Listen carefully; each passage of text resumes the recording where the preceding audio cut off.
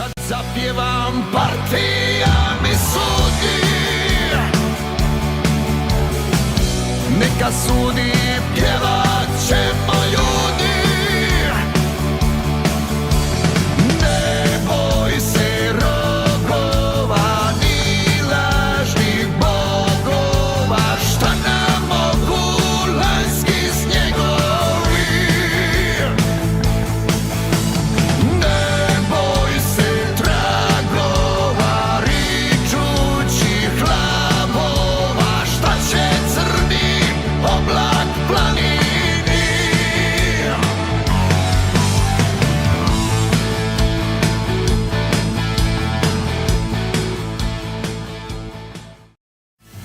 Kad zapjevam partija mi sudi, neka sudi, pjevat ćemo ljudi. Ne boj se rogova ni lažnih bogova, šta nam mogu lanjski snjegovi.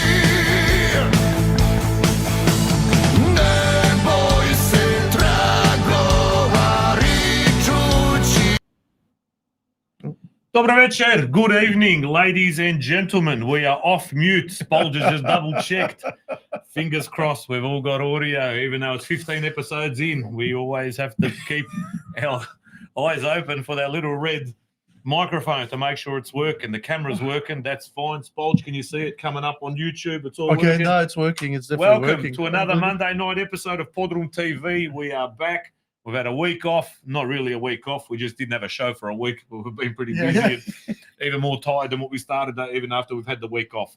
Ali, Spolge, how you been, mate? Yeah, not too bad. I'm actually thrilled to be in the presence of Chris Bainbridge joining me here next to me. I'm pretty tired. I don't know. Like I say that every single Monday we come in here, but actually tired. Went to a Ace Frehley tribute thing at Cherry Bar last night, which was Ace Frehley, Cherry Bar. Is this? I got a photo. Ace Frehley at the Cherry Bar. There you go. How old were you in this photo, Spolge? That was taken in February 1997 Jeez. in Perth. I was on my way to Burswood Dome to see Kiss at the reunion tour. I can't remember what date. Maybe is it on there? Maybe the 9th of Feb or something Is like that that. old that you get the date on the photo? Yeah, I think it's coming up there on the side. 0206. There's actually confetti there from the actual concert. Jesus. Yeah, so that's And that's your actual hair, yeah? yeah, no, and I'm glad Give that it that. my manhood's staying within the confines of my shorts That's there. all No. right. I once got a photo with Ace Frehley, but after when the unmasked, I'm a little bit older, so I was around that unmasked phase, yeah? So I got a photo here with Ace Frehley of me and Ace Frehley unmasked.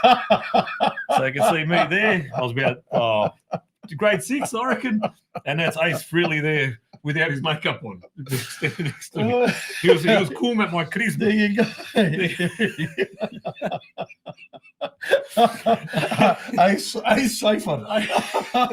Ace Schaefer, there you go. Famous guitarist in his own right. Absolutely. Back in the day of Slutky's son, and then also Absolutely. Major Minor. He's was a big influence on my guitar Wow. hero day, worship days. So I remember having a BC Rich Warlock with Slutky's son stickers all over it that he gave me from his joint there at just off Edgar's Road in Tomo, mate. We're all the rock stars. That's what I was saying. I remember going to his house when I was a kid, and going to the garage, and I was just in awe. You're just a kid, and there's a Yamaha motorbike there, guitars and this, and I'm going, Holy Dungeon. Oh, yeah. Holy Oh, Dungeon. yeah, but you he know, was the original Ace Frehley for me. yeah. Ali. Both him and Drago are very, very cool. You know, Oh, like yeah, when you Drago, go, man. We got to get. I reckon we've got to get either one of them into the studio. I reckon. So Drago's not too far. He's just in Kilo. Yeah. He can't move. Well, Tony Zdravko's just here in Burra, I think, still. So we'll see if he wants to come in and talk about his journey through the community back in the early days of playing live gigs at the Dom and all that, and Drago as well. well, it just takes Drago about half an hour to get out of his own property. Yeah. Is that right? The driveway's about 3 kilometres long. Yeah. Ali, there's plenty's happened during the week, over the weekend. So we've had all sorts of stuff and plenty more happening as well. So you had we'll be talking to Matty Gurbasha, the captain of Canberra, Croatia. So they played yesterday against that Spirit team from New South Wales in the Australian Championship. narrow loss, but mate, they're doing really, really well. I reckon very competitive. Absolutely. A fair few people, I think, went to the game because obviously from Canberra, and then also people from Sydney would have got down there, watched the game as well. Sydney United didn't do as well. I think they were leading at one point. Were they winning? Oh, you know what? I didn't watch 30 seconds of football on the weekend. I think they might have been up, and then they ended up losing by a couple. And look, it's been a fair bit of commentary on social media. I've been reading a fair few colourful comments about what is going on down there. But the sus supporters calling sus ongoings Yes. over there. So I don't know. Maybe the less we say about that one, the better, because I absolutely have no idea what's going on there. yeah, But, so we'll see what happens there. yeah. Hopefully, it all sorts itself out. There's still, 3 games left in this sort of group stage or whatever it is. Everyone's played 3 games so far, 3 to go. Look, they could still make it.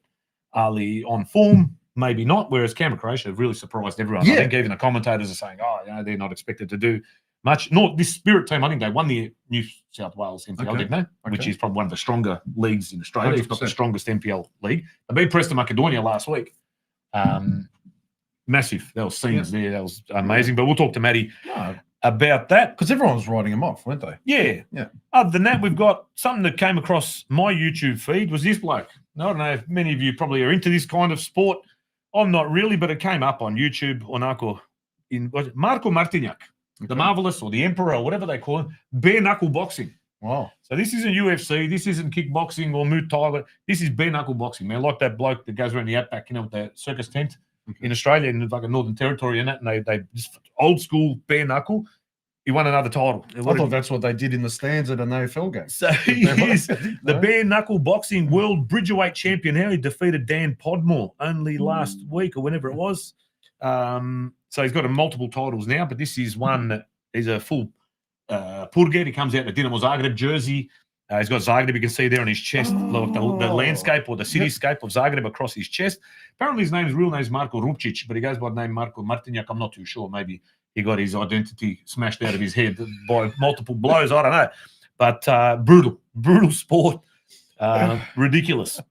Other news, St Albans Dynamo. The girls have been promoted. So St Albans Dynamo FC is proud to announce that our senior women's team has been promoted to State 1 of the Vito Sports State League for the 2026 season. Which Great achievement. I thought that happened already. I didn't realise that. Then I just found out. Yeah, like it's last usually week. in their league, it's only the top team, and that was Uni Hill Eagles that got up this year. But again, with women's sports, sometimes you have teams sort of with women's soccer in Victoria. We see often teams that either get promoted and don't want to be promoted, or can't, or whatever it might be. Or we've got teams that unfortunately fall over. But in this instance, Dynamo is in, whatever the circumstances. Either way, they gave it a real shake. I think they only missed out by a couple of points really on winning the league itself. Yeah. So great to see. What else we got? Graham Arnold. Talk about City United. This one caught my eye, right? He's now coaching Iraq. Is he really? Was on the verge of automatic qualification. I think they either lost or drew. But this is an article from Football 360, right? Listen to the sentence. Graham Arnold's Iraq missed out on final direct AFC qualifying spot to the World Cup this morning. But the dream is not over. This is what happens next. Who they need to beat, and the backdoor route Arnie knows well. The backdoor route, and you've got a bloke standing behind him, right? You get the picture. And they reckon that Arnie knows the backdoor route well. Okay. So I don't know who the proofreaders are for this particular website. That's according to Robbie Slater, is it? Or It could be Craig Foster. One of those. yeah. Okay. What else is coming up? We have the all-age mixed men's and women's tournament this weekend coming up on Sunday, 2nd November, Australian Croatian Social Club down in Mornington Peninsula. It's going to be, according to the Bureau of Meteorology, 31 degrees on Sunday. Wow. Down at the beach, down there, sort of Tutkaruk, Rosebud, whatever the area is down there. I'm pretty sure it's not far from Tutkaruk, where many Crows have their weekend properties. Starting at 11 a.m. sharp, teams of 4, over 13 years old, $80 per team or $20 per person. Contact Peter Putatic via SMS on 0412 569 843 to confirm your team. Food and drink available all day, and jumping castles for the kids. So get involved. Spolge and I have been invited to actually join a team. I'm not sure. I'm still kind of don't know if I'm going to go or not. I'm worried if I do go. Like I said in the last show, that I ended up walking out of a property in Dramana at 7:30 a.m. the next morning, after visiting 2 properties prior to that, after the butcher. Yeah. So I'm scared what will happen, and we've got a show on the Monday night as Yes, well. I'd love to go, but I'm actually in South Australia at the time. So, but I actually would have seriously considered going, especially with 31 degrees. It would have been awesome. Mate, so I'm still. It's 11 o'clock start. Maybe if I stick to that Sedavita, and don't look at Blina, say like a. Well, if you don't look, Actually, what's the point? I do. I've got a clip. I've got an actual clip from the last time I was at the butcher. Oh, really? Yeah, where Rose filmed me this time. Did she? Yeah. I rented one of those bikes. What are those bikes called that you rent on the side of the road? Tricycle? Line bikes. So yeah, Rose filmed me last time I was in Rye. Ante, a district was been a yada nebia.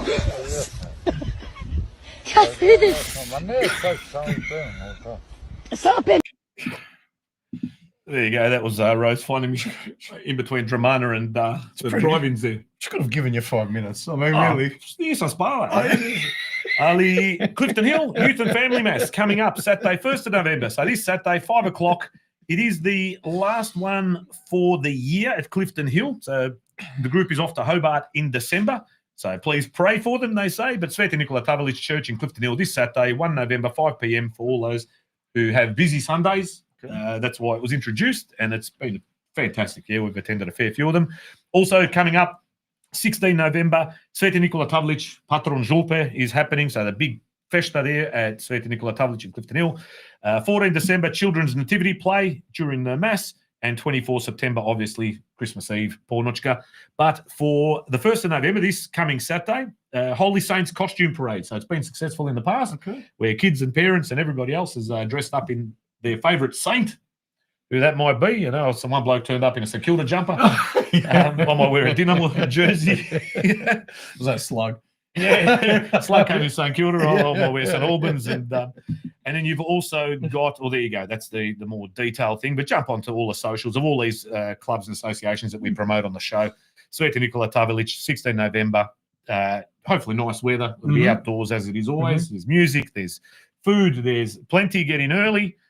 And you've also got WA. They're really going full on with their partying. They're ramping it up. They are, mate. WA Crow Centre. So Croatian Community Centre over there in North Freo. Luda Noć featuring DJ KT. I called him DJ King Tom last time. But is it Terkesh? Yeah, that's it. That's right. Terkesh, sorry, mate. I thought your name was King Tom. Saturday, 15 November 2025, Alfred Road, North Fremantle. At the bar, doors open 7 p.m, $30 entry.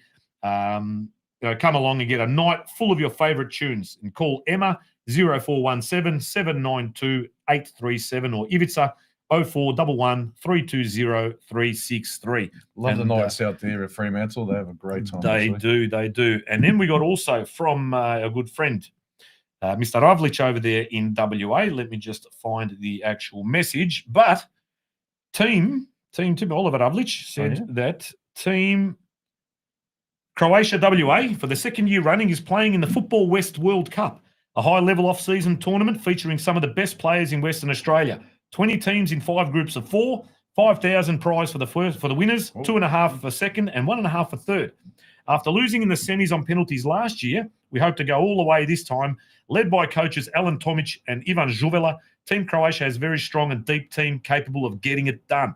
A strong start so far with 2 wins in the first 2 games, 2-0 against Australia and 3-0 against Ethiopia.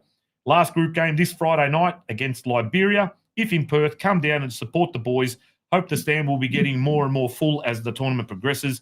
Follow at Team Croatia WA on Instagram for updates.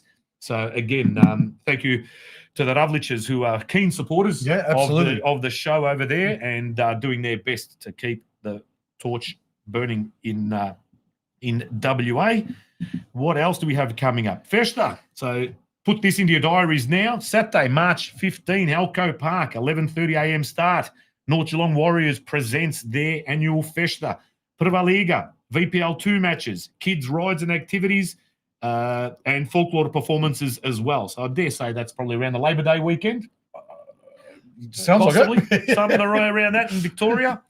Then we also got to save the date even later. Yeah. 13th of June. Now, I did get a phone call saying, hang on a sec, didn't you commit to emceeing this event? And last week you said you had no idea. Yes, I am emceeing the event for Strathmore Split, also formerly known as Glenroy Split and Split Auto Repairs. FC Strathmore Split 50th anniversary gala evening, 13th of June. Za Sveto Gantu, Footscray Dome. Keep it in mind. It's going to be massive. Yeah. There is also if you don't know what a split festa looks like, when you just have a look at, there you go. You got a photo of a couple of old split boys there at the Gold Coast.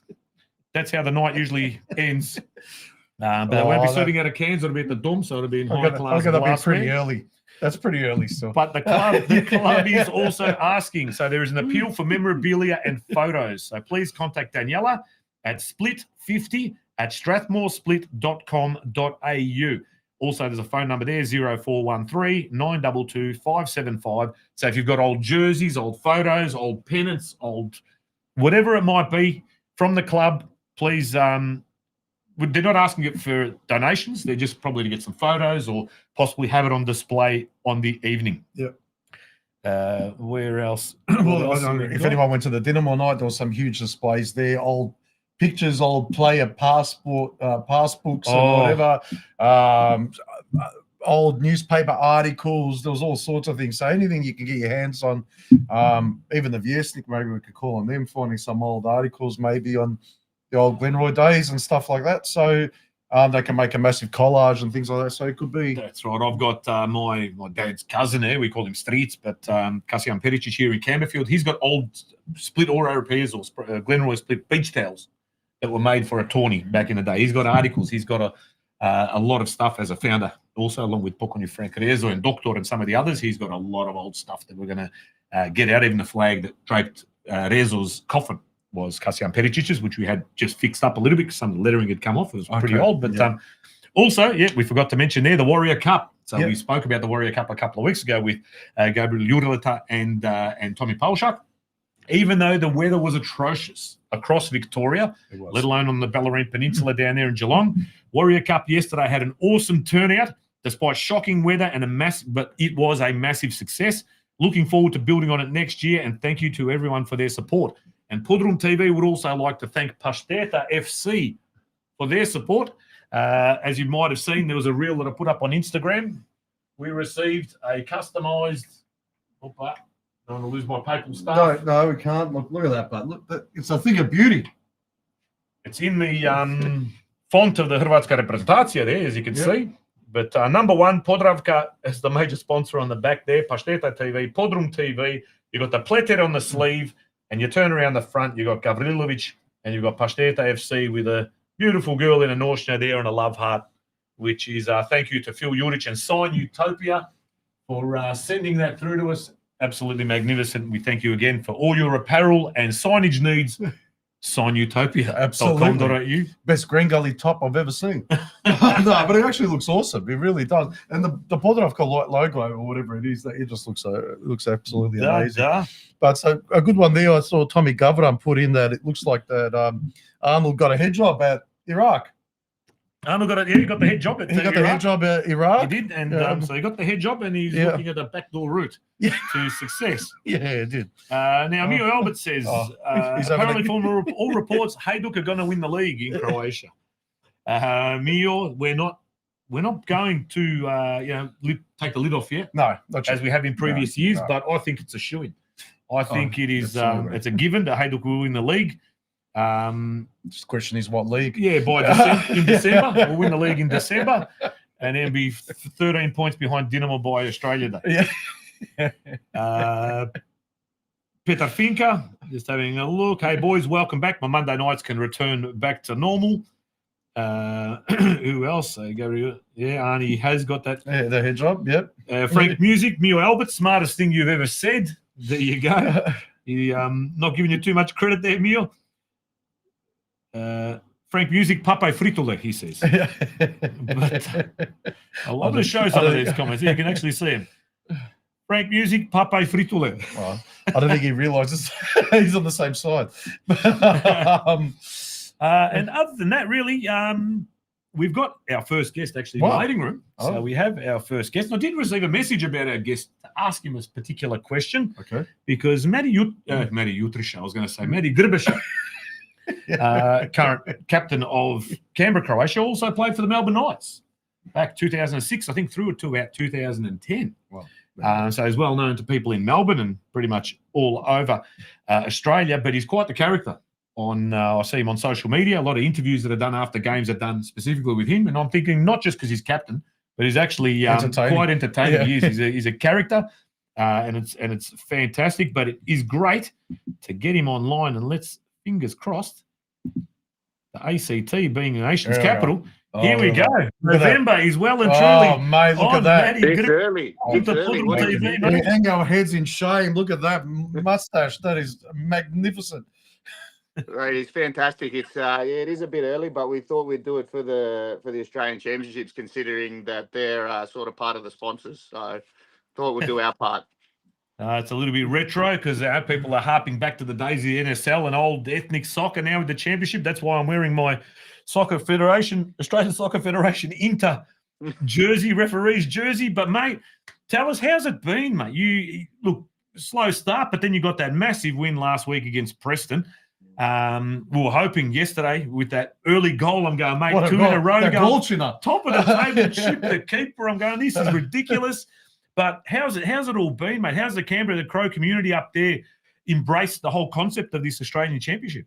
Listen, I think it's fantastic. It's such a great competition to be a part of. You know, we obviously got in by winning our league, so the community support, obviously, as you've seen last weekend when we played against Preston, there was well over 1,500 people. You know, I don't think Canberra football's had people like that to a final, to anything in many, many years, probably since obviously we played O'Connor in the final, which was we turned that into quite a big festa as well. So listen, it's great for the local football, great for our community down here. You know, we're not the largest, but we've been sort of I think we were slept on from the beginning part. I think everybody thought that they were guaranteed 6 points from the two games that they play against us.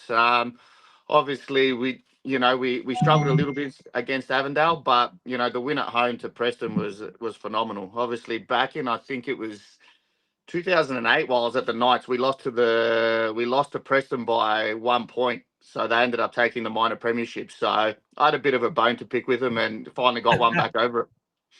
There you go, mate. But also with Canberra Croatia, I heard the commentator yesterday say, is it you guys that have got multiple sets of brothers in the team? Yeah, we're fortunate. We've got a set of twins who they're a lot young. They're only 16, about to turn 17. The Rakic twins, who are phenomenal. Ones to watch definitely in the future. Then we've got Nikki and Daniel Subasic, who have both been involved. Danny's been at the club for many, many years. Nikki's sort of come and gone and he's returned home. And then we've got the Yardrich boys who have just come back from, their first season back since being overseas. So to have three sets of brothers, it's pretty unique.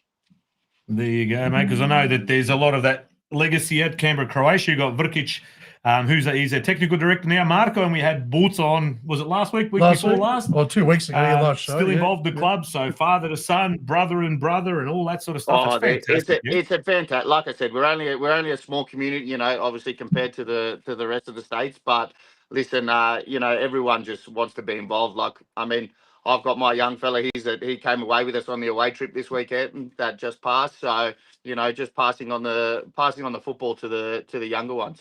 And I'll see you guys also attended the Sydney United game prior, so you went up early and got to that game. What was it like? Was it a little bit surreal? Because to be honest, watching it on YouTube, because we're down in Melbourne, obviously, the crowd looked quite thin on the ground. So yeah, I believe from my understanding, the Boston Club had quite a big function on for the. There you go. That one I didn't take into account. That was sort of, I think, why the numbers were a little bit short. There was still, I think everyone was spread out. I mean, at the King Tom there, it is a big stadium, so it does. I think on the camera, does tend to show that it looked quite empty, and obviously with half the stadium missing at the moment, but. I haven't been there for a few years, so it was great to get up there, support the boys. We thought, we obviously got a bit of a touch up in the Australian Cup from the Metro Stars, so we were hoping that our brothers from Sydney would, you know, give them one back, and they started well and they looked in control of the game, but then unfortunately, didn't quite get the 3 points. Yeah. What about this week? Who we got, and what time? When are you playing this week's game?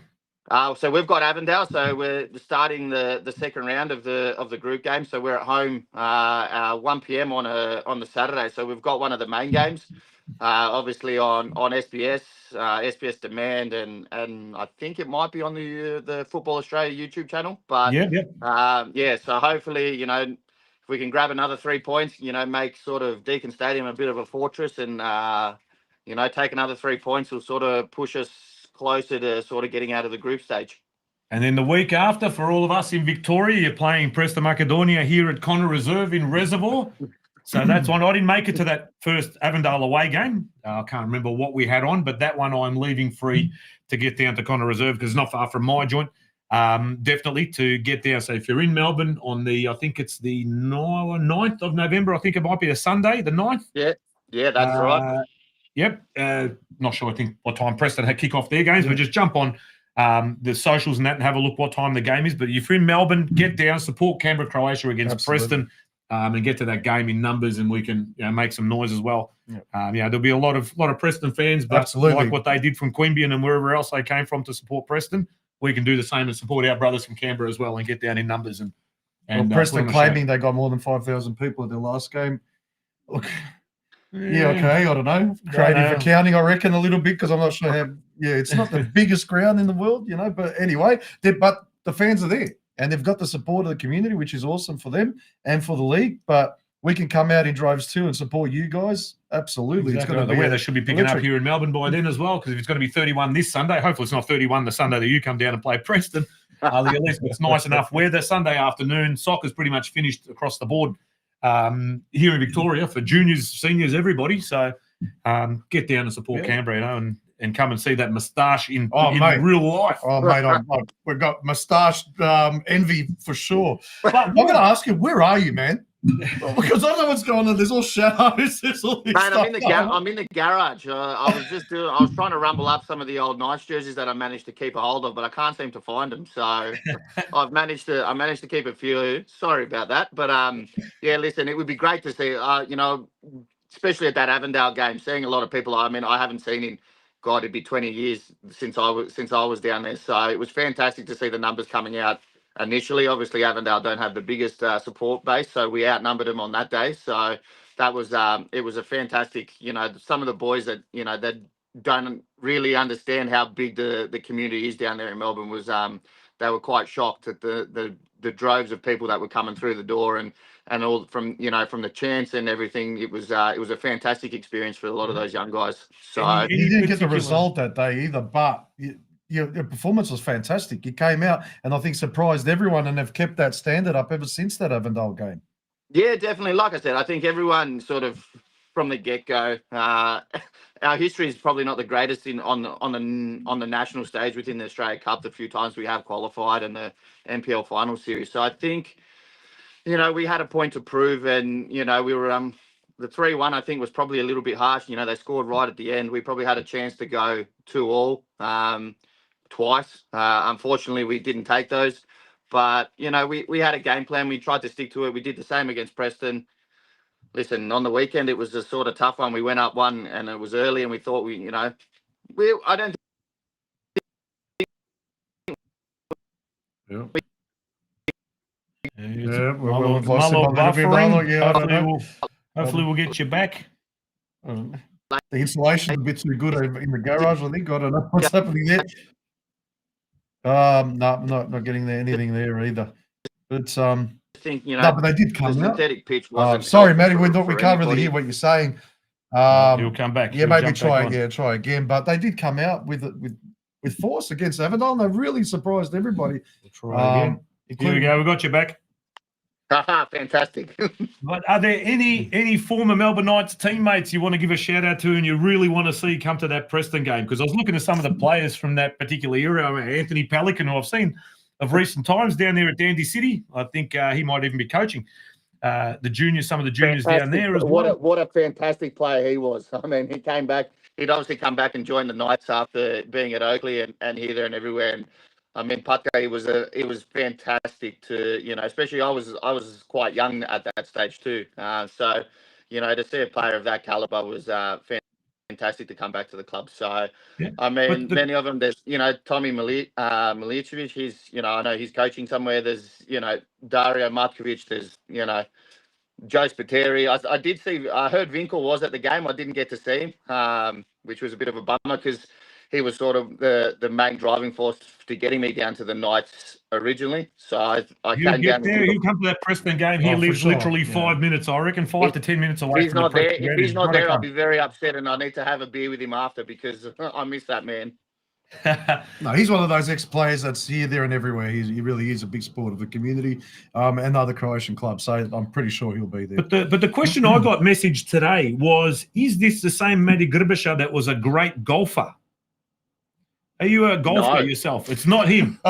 Well, Jen Sharkic, it's not the same Matty Gurbasha. You might be thinking of Frank Nobler, I think. But mate, is this who used to go to pro tournaments? I couldn't swing a golf club to save my life.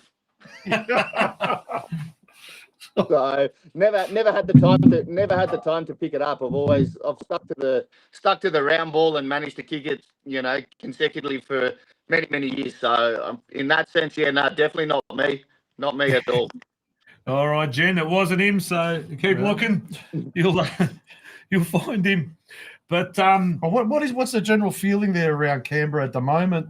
You know, are people happy? Are they coming up at you the back saying, "Well done, boys"? You know. Keep it up. Is there like a sense of pride coming out of the Croatian community? I know, like you said, the numbers aren't huge in Canberra, but you know what? You punch above your weight, particularly in football, with two great soccer teams now, not just one, but also with the two clubs with O'Connor and there at Deakin. You know, the Croatians make their presence really felt and known in good ways. Not just in negative way. That's very true. You know, like I said, the numbers are starting. You know, the interest in it is starting to get higher. So hopefully, you know, we get a good turnout this weekend. You know, with the O'Connor Knights and our community down here within Deakin. You know, there's the rivalry, which there always will be. But when it comes to it, you know, we're all Croatian at the same time. So, you know, that's the main one that sticks out, and you know the numbers are there, the juniors are there, which is the main thing. So there is definitely a sense of pride. You know, I think anyone that puts on the jersey to walk out on game day, you know, will give everything that they've got. You know, and we can hopefully, you know, get a result. You know, like I said, keep Deakin Stadium the place that people don't. I mean, not many people want to come to Canberra at the best of times, so we'll give them another reason not to want to come here. Only politicians. That's why I don't want to come to Canberra.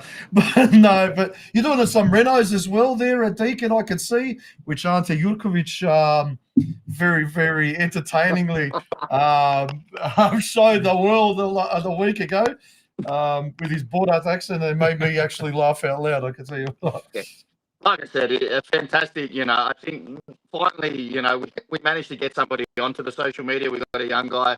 That does it. So listen, it's fantastic that people get to see what we get to do week in, week out. So the club's getting a bit of a facelift at the front, which is good. So trying to modernise it a little bit. It's in a great location. It's in the centre of Canberra. So the more people we can sort of get through, you know, the bigger we can grow the club. You know, hopefully continue. You know.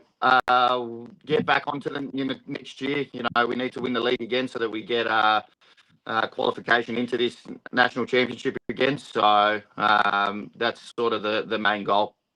What's also encouraging about your team is the number of local boys and Crow boys that are in the side. Like you said, you've got those brothers in it, but the numbers, which is becoming less frequent, I suppose, these days when you're seeing a team that's half filled with Crows. What's your junior setup like too? I mean, is it filled up with a lot of Crows, boys and girls, I suppose, or, you know, how's that looking? Yeah, the juniors, listen, numbers are through the roof with the juniors at the moment. Obviously, I'm heavily involved with the juniors as well as my young fella. He's come through the ranks. He's done the mini-roos, the 6s, 7s, 8s and 9s there now. So the numbers for that, like we had trials for our like academy teams just recently. They're still going on at the moment, and you know, from numbers from last year to this year are fantastic, and there are a lot of Croatian kids wanting to be a part of it. I know the Knights are having the same, you know, they're getting numbers and numbers through the door as well. So it's fantastic for the juniors and somewhere to be a part of. Fantastic, mate. Fantastic. But well, I suppose in conclusion, I guess, we will ask everybody, obviously around Canberra and anyone that is close to the ACT and can make it down the weekend to go and watch the club, obviously, Absolutely. Against Avondale. And then we also implore everybody in Melbourne, Geelong, anywhere else in Victoria, close enough to Connor Reserve in Preston Reservoir, to get down to see Canberra, Croatia in the flesh again against Preston Macedonia down here Sunday the 9th of November, to watch and support the boys. And like Rob said, give them a pat on the back and say you're doing a fantastic job representing our community all across Australia on the national stage, because like you said, man, these commentators were giving it to them early days. They've never won a game in the national on the national stage and all this sort of bullshit. And they're loving it. They thrive on that sort of shit. And you really fucking stuck it to them. And we love it. And we hope you're going to keep sticking it to them and stick it to Avondale, because we fucking hate Avondale. But on and off the park too, because you're putting on putting in good performances on the park, but even off the park, you're packing out, Deacon. All the away games have had massive support for you boys as well. You're actually lifting the standard of the whole league. So you're not just easy beats. You're not just also rans. You're actually there as a force in this league, and proud to say it. You know, whether we're from Canberra or not. Mate, you know, you got a grip on your chest, mate. That's our club as well. So that's right. No, very, very proud of you all, you know, and keep it up. You know, all former teammates at Knights that played with this man, and those that played golf with this man. Get down to the game, say hello, Vinko Budibasic, Pelican, Alex Kiritzoglu, Aulius, Pateri, whoever it was that I read in some of the news articles and stuff. Get down. I was very lucky to play with some of those players, all of them, you know, showing my age, unfortunately, we're all ex-NSL, you know, so it was great. It was a great time in my life being down there, being part of the community down there as well. So, like I said, if we can get the numbers out there, you know, give the boys, you know, a little bit extra push and motivation to stick it to Avondale this weekend, but especially to Preston again would be fantastic. It'll be bloody fantastic, absolutely. mate. And in the question, in the honour of this wonderful jersey that's there behind us, PodroomTV kind of looks like a Green Gully top, but it's not. It's got PodroomTV and it's got the Podravka thing. Who makes the best pasteta? You have to go with Podravka, right? I don't know. It's your idea. I saw the whole Dinamo Hajduk thing that happened there over the weekend. I want to know who makes the best pasteta.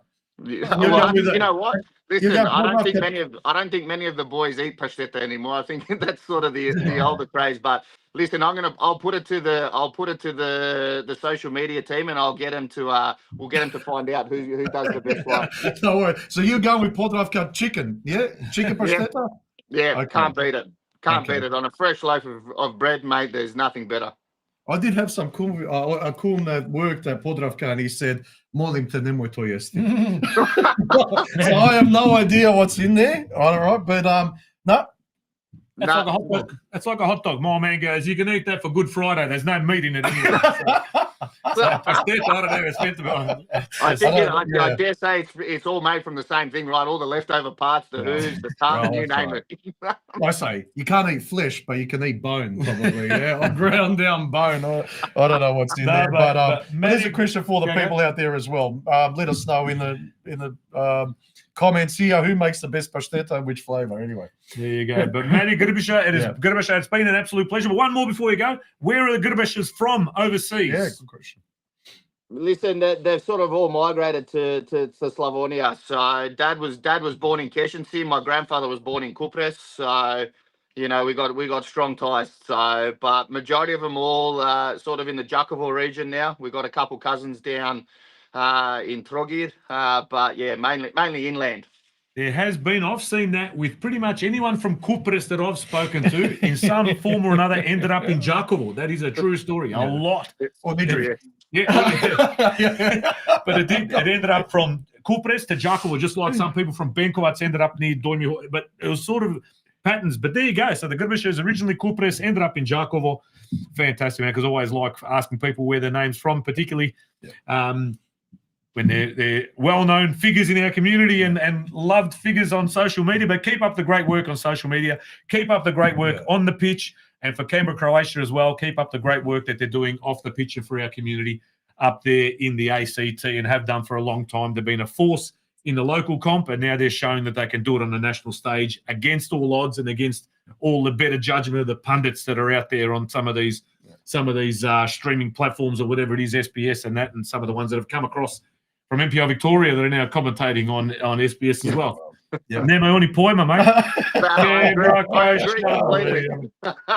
I agree completely. It was a pleasure. Thanks for having me on, and mate, unreal. Can't wait to watch the next one. Anytime, mate. But we'll see you in a couple of weeks down here at Preston Lease. But get out there this Sunday or this weekend against Avondale. If you're in Canberra, week after, Connor Reserve, and all the very best for the rest of the Australian Championship. And next year again, hopefully win the league and get back in and do it all again. That's the plan. That's the plan. Again, Hala Funa, and we'll see you guys soon. Champion, mate. Gilio. Thanks very much. Hi there, Gilio. What a magnificent mustache. I've got envy there, I have to say, because whenever I leave a mustache, I tend to look like Pokwendy Johnny Banana. And there's only one Johnny Banana, so I can't even grow one. Mine is already, it goes white, and there's a few black patches here and there, so it just looks like I've spilt or I've been doing lines or something. Because there's got a bit of grey there, you reckon? Exactly. In, yeah. But what a great character, what a great advertisement for the Canberra Croatian community, for Canberra Croatia. Matty Gurbasha. He isn't a golfer. He's not. He didn't play on the pro tour. He wasn't at St Andrews, chipping out of the bunker. But if it works for you, he's a golfer. If that's what tickles your fancy, because I did type in. I had to ask him, but I did type in. I was googling Matthew or Matty or Marte or anything Gurbasha golfer, and absolutely nothing. And this came up, and then, with reason. That's right. A couple of Zovaks came up. As good golfers. Vinsky, I remember he was a good golfer back in the day, but not so much. Not so much of the Gurbashas. Okay, no, fair enough. But we do have a couple of guests already in the waiting room. No, we have a show packed full of guests. Packed. But before we do, I've got a short clip. So we've got a couple of clips we're going to show tonight. One is from last weekend, so not this past weekend, as Matty outlined there, that the Boston Club had a massive folkloric festival out there at St Mary's, Luddenham, which looked amazing. We've got some footage of some of the events that took place there. But the week before, Braća Radić, also up in Sydney, had a massive, I think it looked like a Slavonska večer, where in the clip, if you don't see it clearly enough, because it isn't in that landscape or whatever it is, a portrait or whatever, there's a pig being carried in on a tray. Wow. Old school, mate. The old glave and everything, probably the jabuka stuffed in the mouth. And that upon entry. But here's just a quick clip before we go to our next guest of Braća Radić a couple of weeks ago and their massive zabava that they had out there.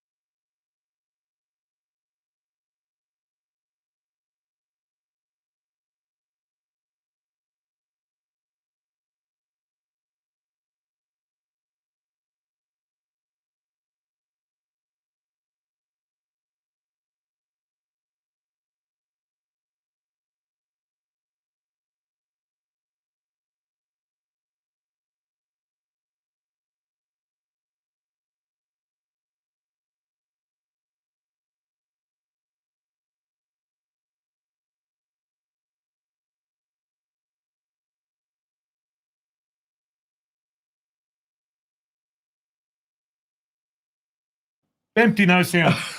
So you want to go say that again? We're back. No, we weren't even talking. We were just sort of. You heard your Rose. You got a bit. We better answer it. Anyway, we'll just quickly repeat in 2 seconds. What we loved about that clip was the ages of the people involved. So not only the dancers, because you have young kids, older kids, medium, middle groups, intermediates, whatever, but the Swirachi as well. Yeah. You even had that tiny little kid there on a squeeze box playing, and I don't think he was playing for fun. He was like for lip syncing. No, he was actually contributing, playing. Yeah. So hats off to Bracha Radish there, but it looked like a fantastic night. A whole pig on a tray. Wait, you know what I mean? Mate, if that doesn't get you hungry, nothing does. But, you know, like the amount of groups, every group's got these kids that are coming in, like from little to even teenage kids that are just growing and want to be involved. So it's fantastic. And like you said, also, some of the costumes, how bogated the costumes were. You could see that they were from certain regions. You said they had a Slavonska. Well, that's where the breadbasket was. Yeah, that's where they were getting fed. So because they had pigs, we don't have pigs from where we're down. We bring them in winter. No. We bring them in probably November, December. No. Do what we need to do. Nasoli or Osushi. Yeah. But some of the Dalmatian women, they'd import pigs. Yeah. And marry them. Yeah. That pig on a tray looked like me once upon a time being put into a stretcher. Yeah. Actually looked like my brother-in-law at the Melbourne Sydney United game. He got stretchered off Summer Street. Yeah, they got the stretcher from the bench and they stretchered him from Quarry Hill all the way over to the grandstand. That is a true story. I've got to find a photo of him. I'm pretty sure there's a story about Stan like that as well, but I'm not going to bring that one up. But the sound is back. Thank you, Rose and Stella and everybody else that has messaged. I'm surprised. Aren't the Grgic hasn't told us yet. No, he's quoting. What was he doing last time when he came on late? He was doing quotes or something. So from Gurbashova Dolina, they're from somewhere near Kupres, the Gurbashas, as we say. Dave Likota, next time you see me, remind me to tell you about the roast pig that got delivered to my workplace unexpectedly. There you go, Dave Likota. We'll ask you. How do you get a roast pig delivered to your workplace unexpected? How does that happen? That's something you can just Was it by mistake or unexpectedly? Was that a surprise? I just expect the roast pig to turn up at my workplace. Well, but we thank you everybody for letting us know. At least we know people are listening. When we go on mute, we're just testing it. If you're asleep, it's like a teacher, you know. All right, so Spolge, we have two guests. We have from Adelaide. As Chockers full of things. We've got a real South Australian flavour to it tonight, and not only South Australian flavour, but a female flavour to it tonight. With two very we have heard you, ladies. Yes, and you love it when we have ladies and women on the show. So we are just pushing, and we're outnumbering the male guests by having two female guests. And the first one will be Spolge. Will be Ms. Hilda Zuvela, who's representing the Croatian Dom there in Adelaide, and also Lenik, or as many South Australians call them, Linik. Group here. Hilda, thanks for joining us. You are still a Zuvela, are you not? I am a Zuvela always. Okay, the Fala Borgo. Thanks for joining us. Massive things happening there, and I know you're very much under the pump and very busy at the moment. But tell us a bit about what's going on there at the Dom, and particularly this weekend. Yeah, so as most people know, that the Dom has celebrated 75 years this year. As we, by all historical accounts, are the oldest Dom in Croatia. But with that, we've got the annual Lenek Zabava this Saturday night, which we know that you're going to be there, Rob, to entertain us after all the formalities are over. It's a dirty job, but someone's got to do it. I know.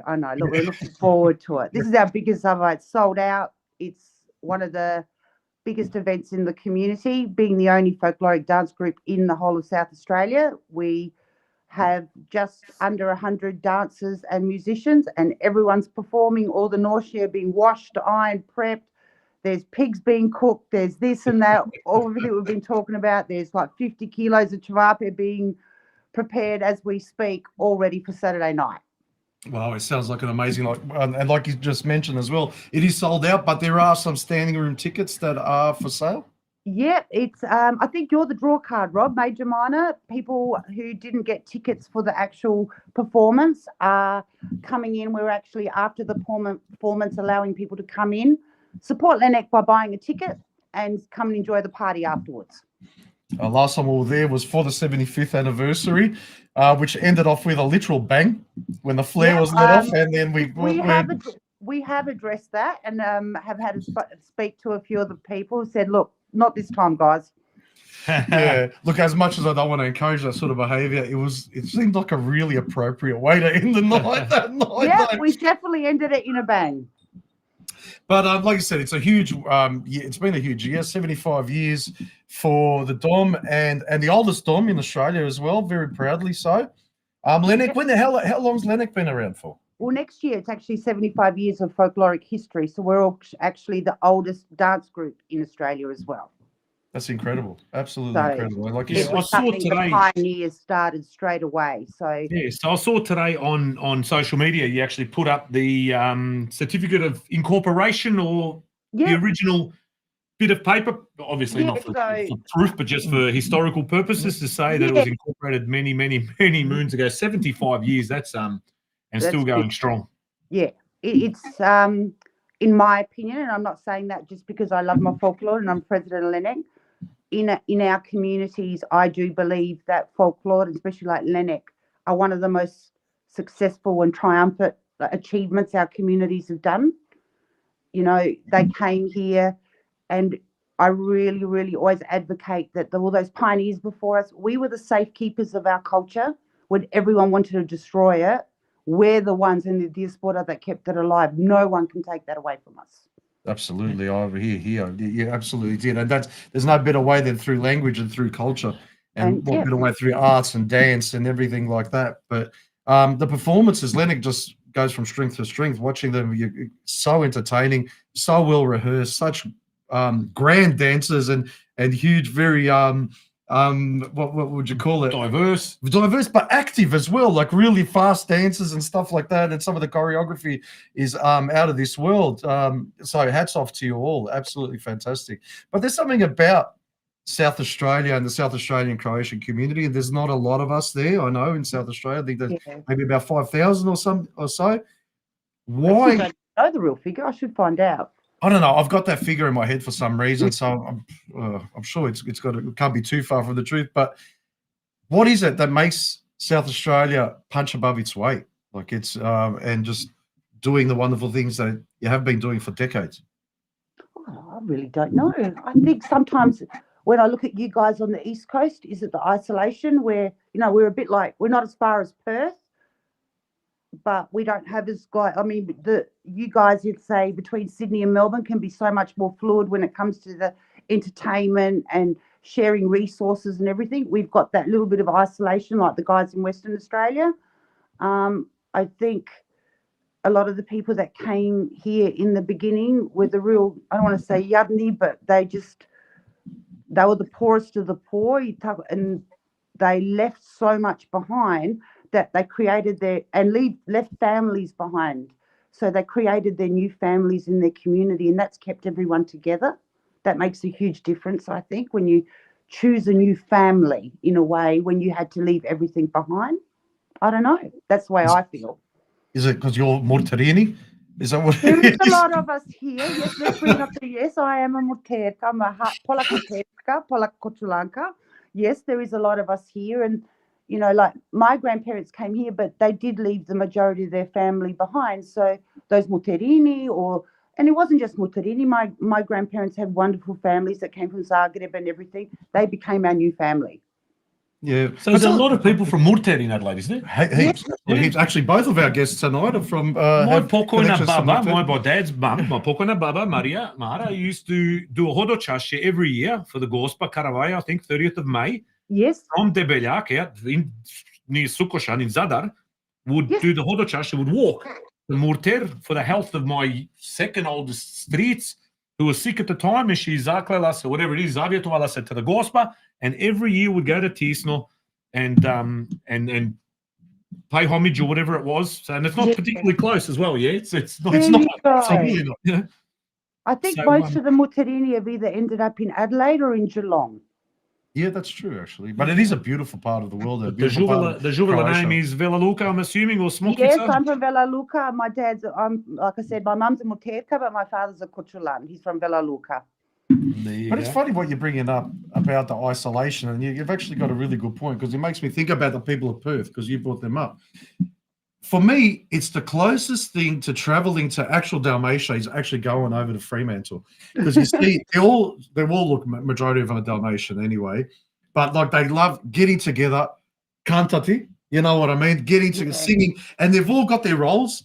They're singing these beautiful 5-part harmonies, and everyone knows I'm doing the high bit, I'm doing the low bit, I'm doing the middle, this, and that, and there's a real feel about it. Even the Prishul tastes better in Perth, I suppose, because they've got the climate. Doctor. Well, they've got the climate for it. They dry here, the salt in the air, and all of that. But also, I think there's a lot to do with what you're talking about, that isolation, where we've got to create our part of the world here, and there's no one we can lean on. You know, like Sydney and Melbourne, I suppose, in so many ways, we could take it for granted with the numbers that we have here. Even for us as a folklore group, you know, like you've got all these groups in Victoria and New South Wales, they can support each other with resources, but we can't. We've got to do it all ourselves. Yeah, no, it just makes it.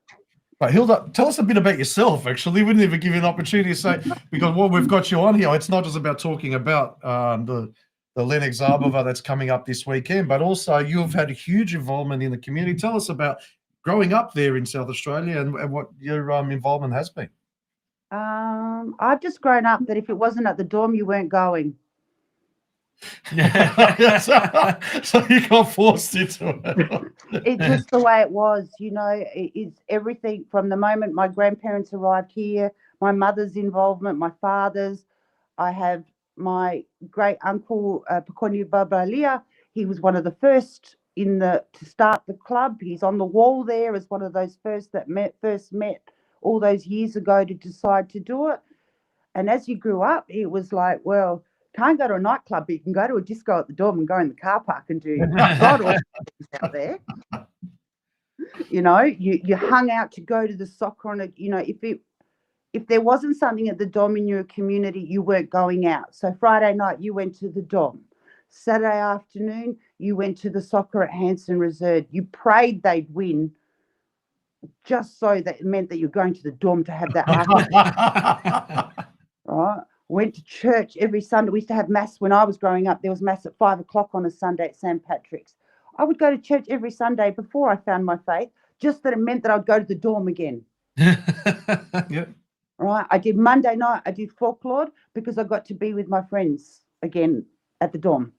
I did Croatian school as a second in secondary school. So it meant on Wednesday nights, again, I got to hang out with my friends because we didn't trust anyone else outside of our community. Your parents didn't. So everything had to be inside the dorm. Didn't have phone, didn't have social media, couldn't take up the phone to speak to your friends. The dorm was your life.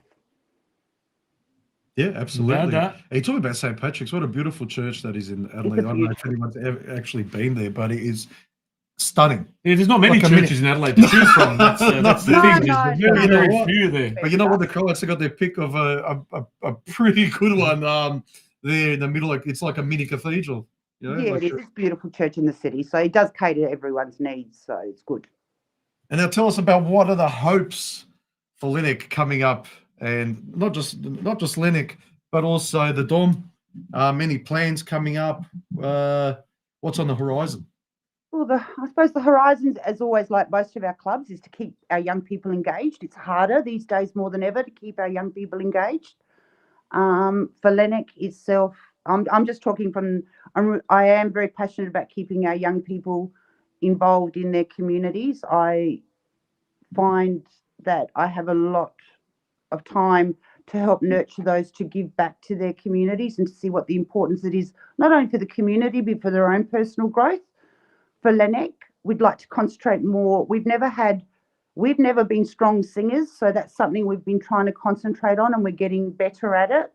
And develop our musicians. We had a real long period where we didn't have any musicians, and all our performances were done by recordings. But now we're building that up again. We've had a bit of assistance from Branko Lovrinov, who's now moved overseas, so he's not here anymore. But we've now got an ensemble again, and this will be the first Zabava in many years that we do not use any pre-recordings. Everything will be live from the Lennox ensemble. Do you have any visiting groups this weekend, or is it just Lennox this weekend? Just Lennox this time, yeah. Last year we had some, Mladi Hervati visited us from Victoria, But this time, it's been a really big year for us. We've got a lot. We've also got the history conference. We've got a 3-day conference at the Dawn where we've got visiting people from Croatia and from interstate as well, from Macquarie University, where we're discussing like a lot of things in the community that over the last 75 years, including the importance of language and history. So that's a 3-day conference. I think we're all a bit tired as we get to the end of the year. So Yes, 100%. When's that conference coming up? that's this weekend as well. Oh, that's all, during this whole thing. Oh, so it's So going it's to be a absolutely big huge. week for you guys up there. Yeah, exactly. So that conference wonder you- Friday, Saturday and Sunday. Oh, no wonder you were umming and ahhing, and I said, have you got a bit of time for us this evening? I had to rearrange a few things, so and still try to fit my work in as well. So, But one thing I suppose I'll have to touch on, we do try to avoid negative things, but I think this is a positive thing now anyway. We did say we want to talk about everything that's in our community. And, you know, it's no secret that there was a bit of a Splitsville thing that was in Adelaide over the last 20 years or so, or a little bit more, maybe 25. But that's things seem to be changing, and there's a real concerted effort and people working together, which is credit to you as well as people from the sports centre and that. Is this something that's you feel has been forced, or is it something that's kind of organically happening, you know?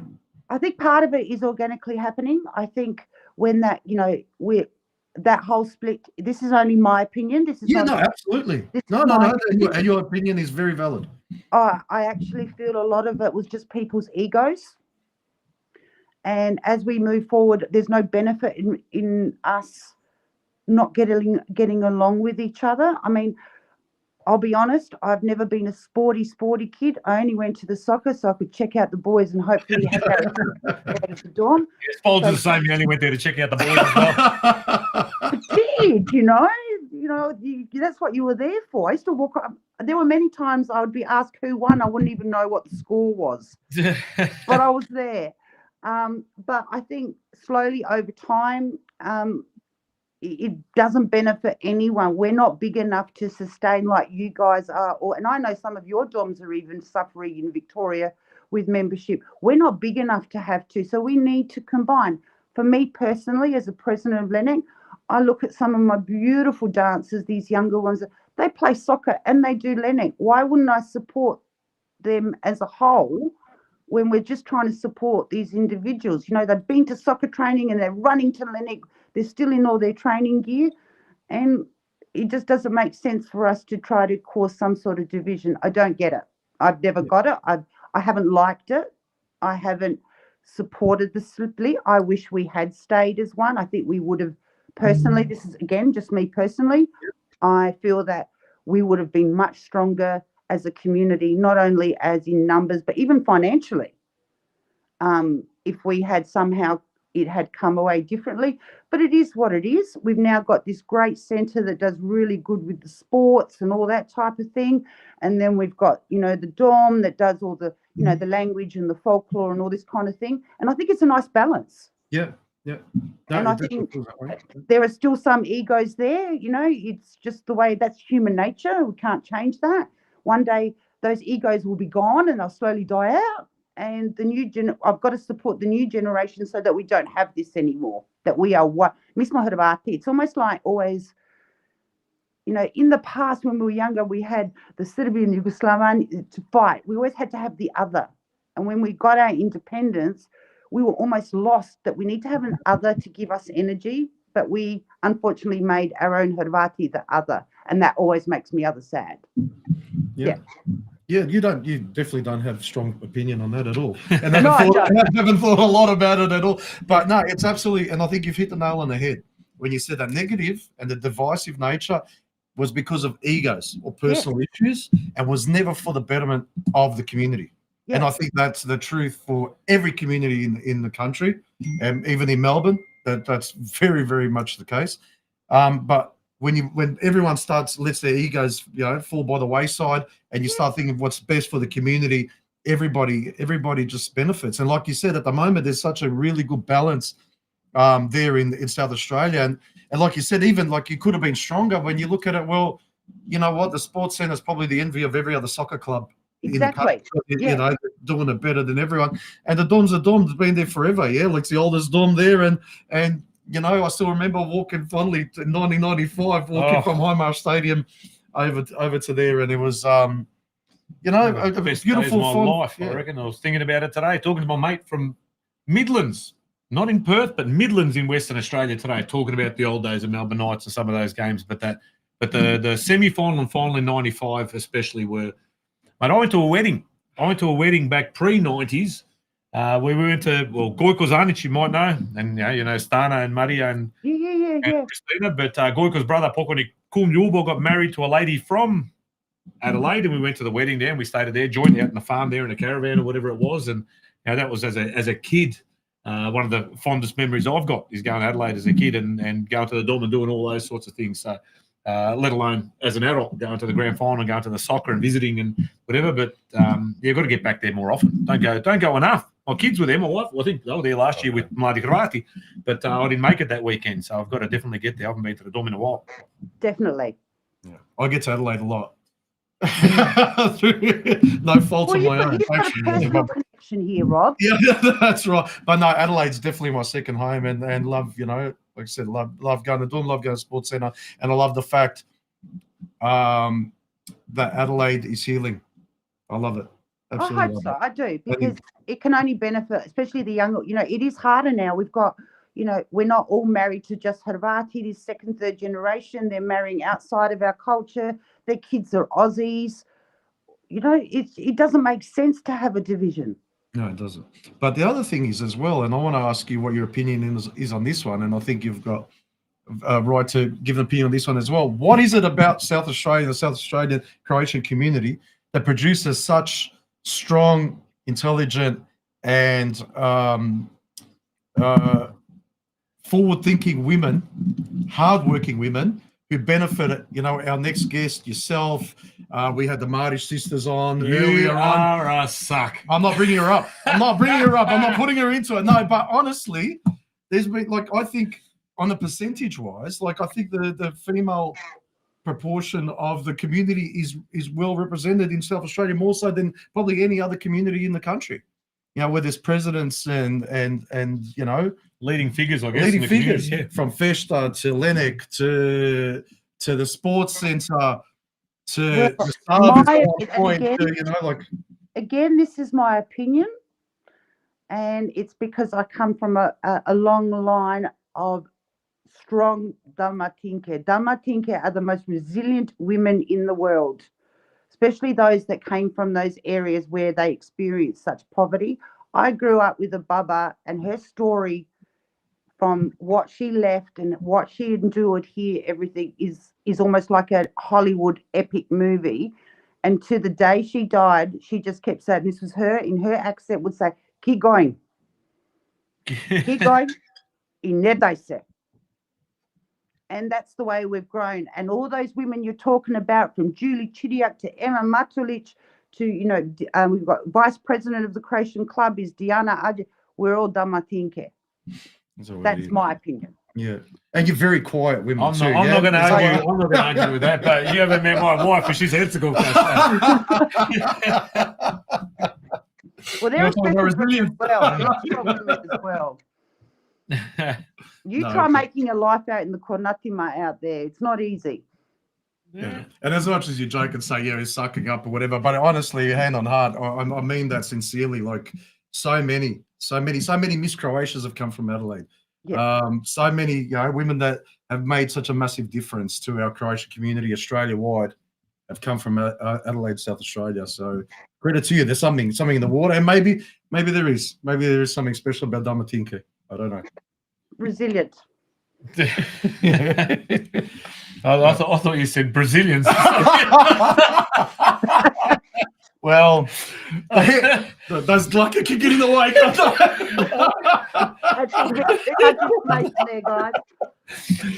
Anyway, Hilda, thank you so much for joining us, Vichetta, for taking time out of what's going to be a massive week for the Dom there in Adelaide and for Lennox and for our community. But, yeah, like your Baba said, keep going. 75 years. Keep going, nema tu, nemoj stat. Just keep it going. 75 years. Let's go for another 75. Let's leave something, the legacy to these kids and their kids, even if they are now marrying outside of the Crow community and stuff, but we've at least got to give them the opportunity to be a part of it.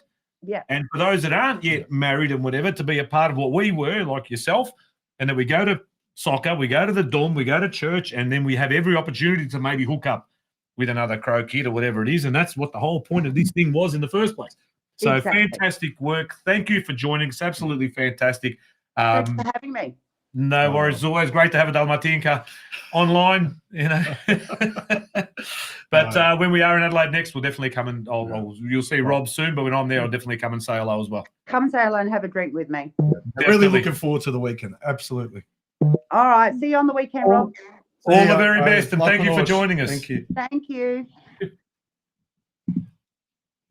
There you go, Spol. So you're out of the doghouse now. Fuck. You know what? I've got a long way to climb out because I've lost a lot of demerit points. I'm trying to win as many back as I can. Sign some over to me, but I've got none left with them. Like I said, I was at the Ace Frehley thing last night. That's just one occasion. If there's anyone online that's happy to take some marriage demerit points off me and Spol, so we can hand over somebody over to them because they're pretty we're thin now, mate. We are thin. You can put them in someone else's name. It all catches up with you. Absolutely. In the end. Oh, hey, WhatsApp, I'll tell you what, I've been on a lot of apps, whatever you want to call them, the old days of Merc and whatever, and Facebook, but this WhatsApp, minute satare.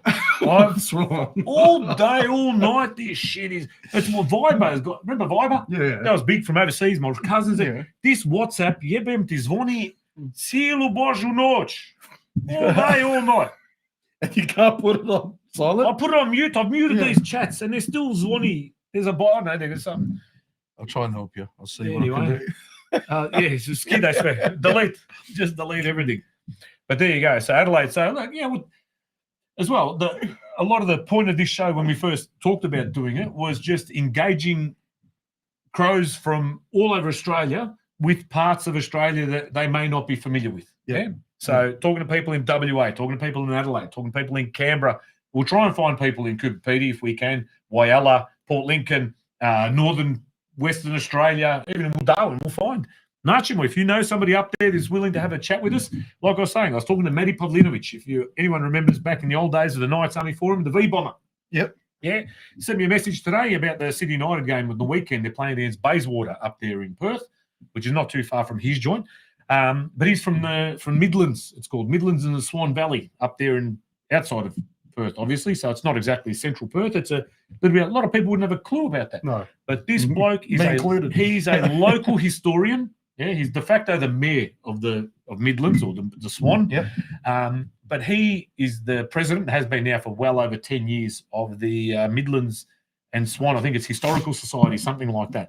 But the bloke is very, very passionate about local history, but also the contribution of the Croatian community to that area. And a lot of people go, what the hell's a Swan? What is Midlands and stuff like that? A lot of people came from the outskirts of Makarska and that settled there. A lot of good Crows as well up there. And I spoke to him. I couldn't message him back. I'm going to ring him I was actually on Messenger, not on WhatsApp. And we just chatted about the old days, about the Knights Army Forum, and I go, I'm going to get you on the show, mate, just to talk to us about the Crows and his involvement now in the Historical Society in a place that up until I met him, I'd never heard of. Never heard of it in my life. Same goes, there's places all over Australia where there's some sort of a little Crow club or whatever it might be, or some little. You see Forever Croatia. Some of the nuggets that they've dug out. Bloemfontein in South Africa, Croatia, 1963 or something. Caracas, Venezuela. There was a Crow club. That's what we're going to try and do here in Australia as well. Find those little obscure communities that may not even be around it. Where is it up in the far north Queensland? Dimboola, is that what it's called? Near the yes, that's right. They did. It was like a scout hole. That's right. I think my uncles, my mum's two brothers, I think, came there first when they first came to Australia and worked on sugarcane and they bogger what they had to like. What Hilda was saying there, the Sirotinga, they came here and they work any job. That's right. Then moved down to Blacktown. They worked in mines in Blackwater or whatever it was. Then came down to Blacktown. Ended up in Faulkner and Rosanna. Ali, we've got to dig up There's a lot of these. headscarves in there and tobacco farms because that's what they knew. Yeah. So let's From see if all that. anyone knows of any Yeah. sort of obscure communities that might still be around, or someone that you know that might have been a part of that community and now, because I've got a brother-in-law who moved from up far north Queensland, lives 250 metres down the road. He was originally a Queensland boy, tobacco farmers from Dorvenor. Ended up in Footscray. From Footscray, he's living in McLeod now, the high life, like I am. Yeah, loving life, married to a cavar. He's living the dream. I'd rather be fucking cutting sugarcane and digging coal here, but in Gladstone. You're talking about fucking demerit points, and now look. When you do it, but you know what, Ray Petstitch, he's got a wealth of knowledge and that kind of stuff too. But you know what would be a great case study? You talk about these sort of case studies, would be Port Lincoln. Yes, and the contribution Croatians have made to the fishing industry there, which they made like home of Dane Lucan and the Shantic family, and is it Todorovic is there or something, I think. And there's all these. To actually look into that. All the contributions that these people have made to Port Lincoln, and not just Port Lincoln, but South Australia and Australia beyond, just in the fishing industry, absolutely incredible.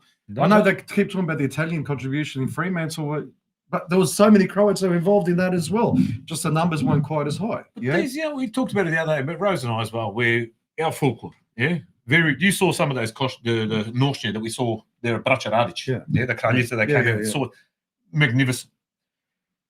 When you look at some of these other communities, right, it's come down to, I won't name the community, but the only folklore that they've got, no.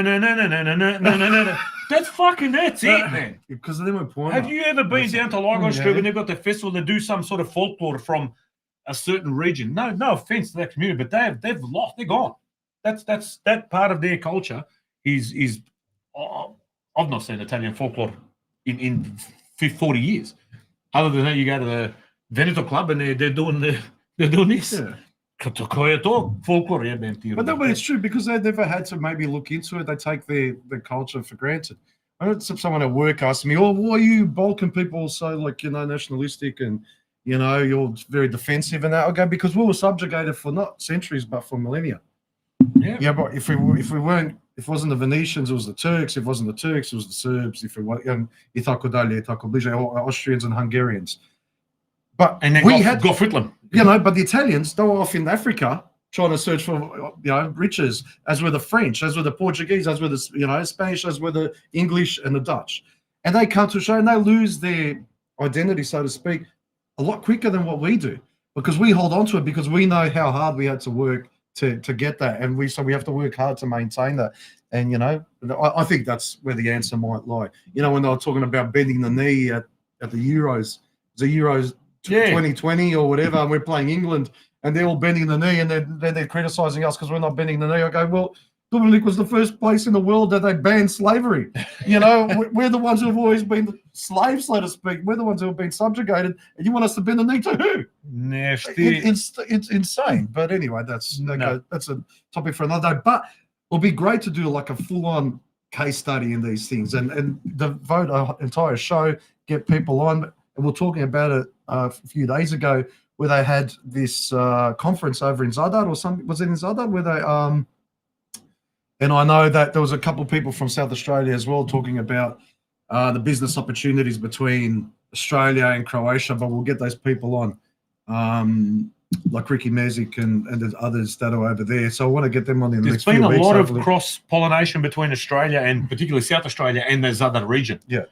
In business and big business, not just opening a cafe or opening a, little trinket shop, whatever it is. This is actually significant businesses being opened in that particular region, all the way from pretty much from Pag down to Beograd, Vodice and all that sort of stuff. Yeah.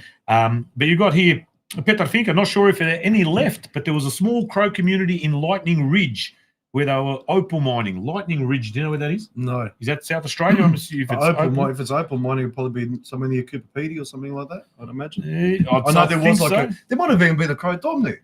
Never been, but apparently Cooper Pedy Crow Club is still going, and a lot of crows went to Lightning Ridge for opals too. There you go. So that's just been confirmed by Jimmy Baz. Adam, any Sydney United guests? Not tonight. Any Sydney United guests? Adam Lucic. Look, what I was thinking about, I was driving home from work and I was tossing up if we were to invite someone from Sydney United, so in this instance, we've got Matty Gurbasha, right? A couple of weeks ago, we had Boots on, who's kind of, I don't know if you could say he's representing the committee or whatever it might have been, but his dad's technical director in some way. Yeah, but the committee of Canberra Croatia, his old man was a long-time committee member, now a technical director, etc. So who do you invite in this climate? That's the thing, without copping shit from somebody. Yeah. So I was thinking, do we invite the powers that be at United and somebody from, whether it's the committee or people that run the show there, and have them on? Do we ask to get a player on board? Will they talk to us? Yeah. Or do we get somebody from Sydney United supporters, for example, to come and speak to us? Because there has, like I said, there has been a lot of social media. A lot of backlash. And it's actually very concerning. Yeah.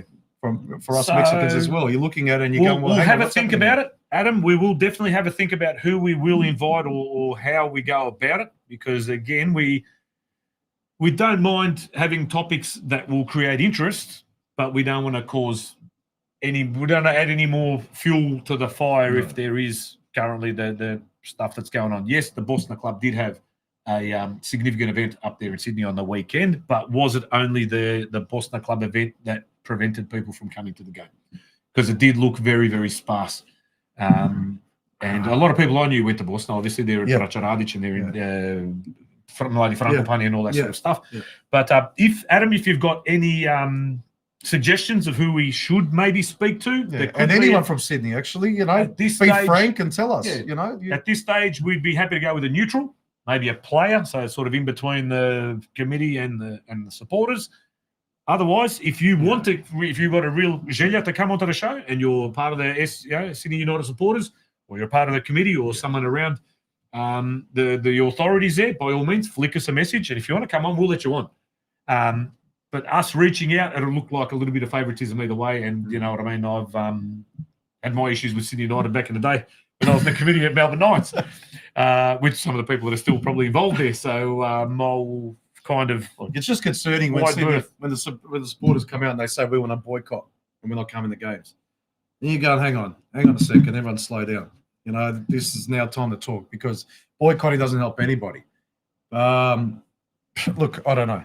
That's something I know very little about, but the question's there to be asked. And again, we're talking about case studies. Well, this is a case study there. I mean, there you go. Adam's put forward a suggestion. Vedran Janjetovic, current goalkeeper there at United. Look, we can find a way to get in touch. Might speak to our old mate Ante Grabovac. See if we can get Vedran on. Who's United got this weekend? Who are they playing? Bayswater. They're in Perth. Is that this weekend? Okay. That's how the whole conversation started with the V-Bomber. Okay. Was he was wondering whether Sydney United will be coming up a little bit earlier over to Western Australia, and whether they will maybe be going to one of the, like, a Western Knights or maybe the Dom beforehand.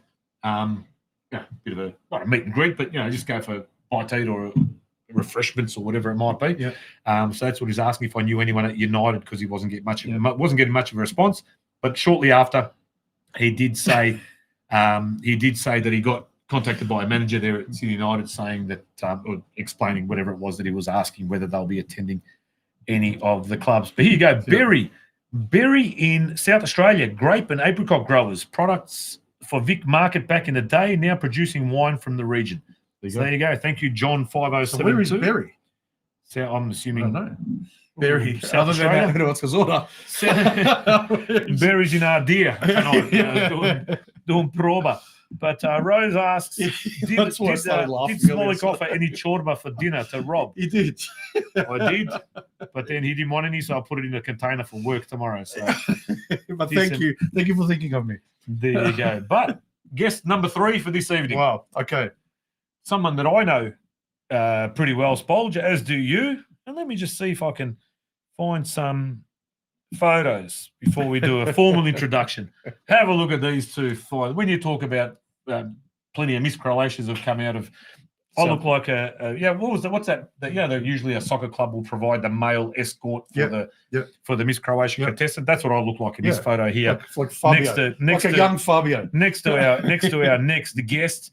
But we do have a history. We did once upon a time share a stage back in 2017 at Sunshine, of all places, where our mate Berry is. I dare say they got proba tonight, where our tonight's guest and I were the MCs for the visit of Kolinda Grabar-Kitarovic, Croatian president at the time, to Melbourne. So that was great fun. She was a consummate professional, and Kolinda did all right as well. But tonight's guest joining us, also, did you say Murterka? She is from a Murterka, Murter, at least part. Part Murter. And if anyone doesn't know where Murter is, it's a little island just off. What's the main closest? Is it still an island? I suppose it still isn't. There might have a bridge. The old landfill in between. Yeah. What's it off? Is it off Vod? Sort of that down that way? Šibenik. It's towards Šibenik. That's right. Yeah, I think. But I'm sure our next guest, Emma Matulich, will tell us all about Murter, and we welcome Emma to tonight's show. Hi. Emma, welcome. What a nice walk down memory lane that was. Good times. Absolutely good Yeah, time. we were entertained. So basically we were the shining lights of the evening, and the president just sort of filled in as a cameo on the side. No, it was very special memory, that's for sure. So no, it was awesome. And I'm actually, you've been talking a lot about Fremantle this evening. I'm coming to you live from Freo. I've got the Esplanade in front of me. So nice to be joining you, and thanks for the invitation to come on tonight. And does it have that little bit of air of Murter there? Not in Murter, not in Freo, but maybe like a little bit of that sort of warmth and the smell of the sea, that always is a connection point. Yeah, pizza ovens going. I think there's always those little aspects, but yeah, no, it's been good. Sounds like you're having a horrible time there. Awful. Murter, tell us just before we start, Murter, what is the closest sort of mainland? Yeah, Vodice, but Šibenik, the bigger town, but certainly, Vodice is very close. Šibenik's only about 25-minute drive away, so we sort of would say closest town is Šibenik.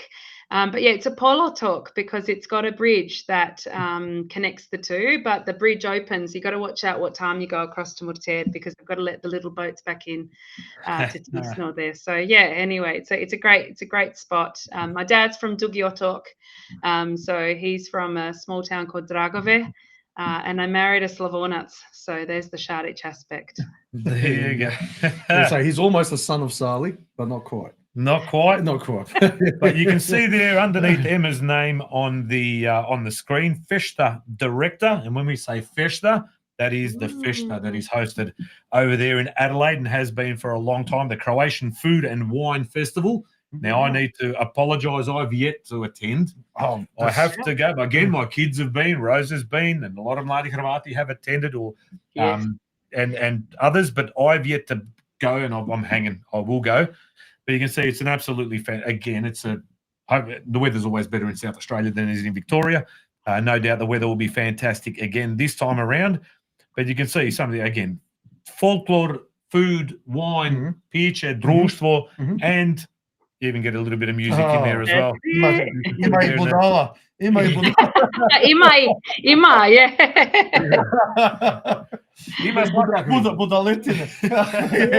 Okay, no, yeah.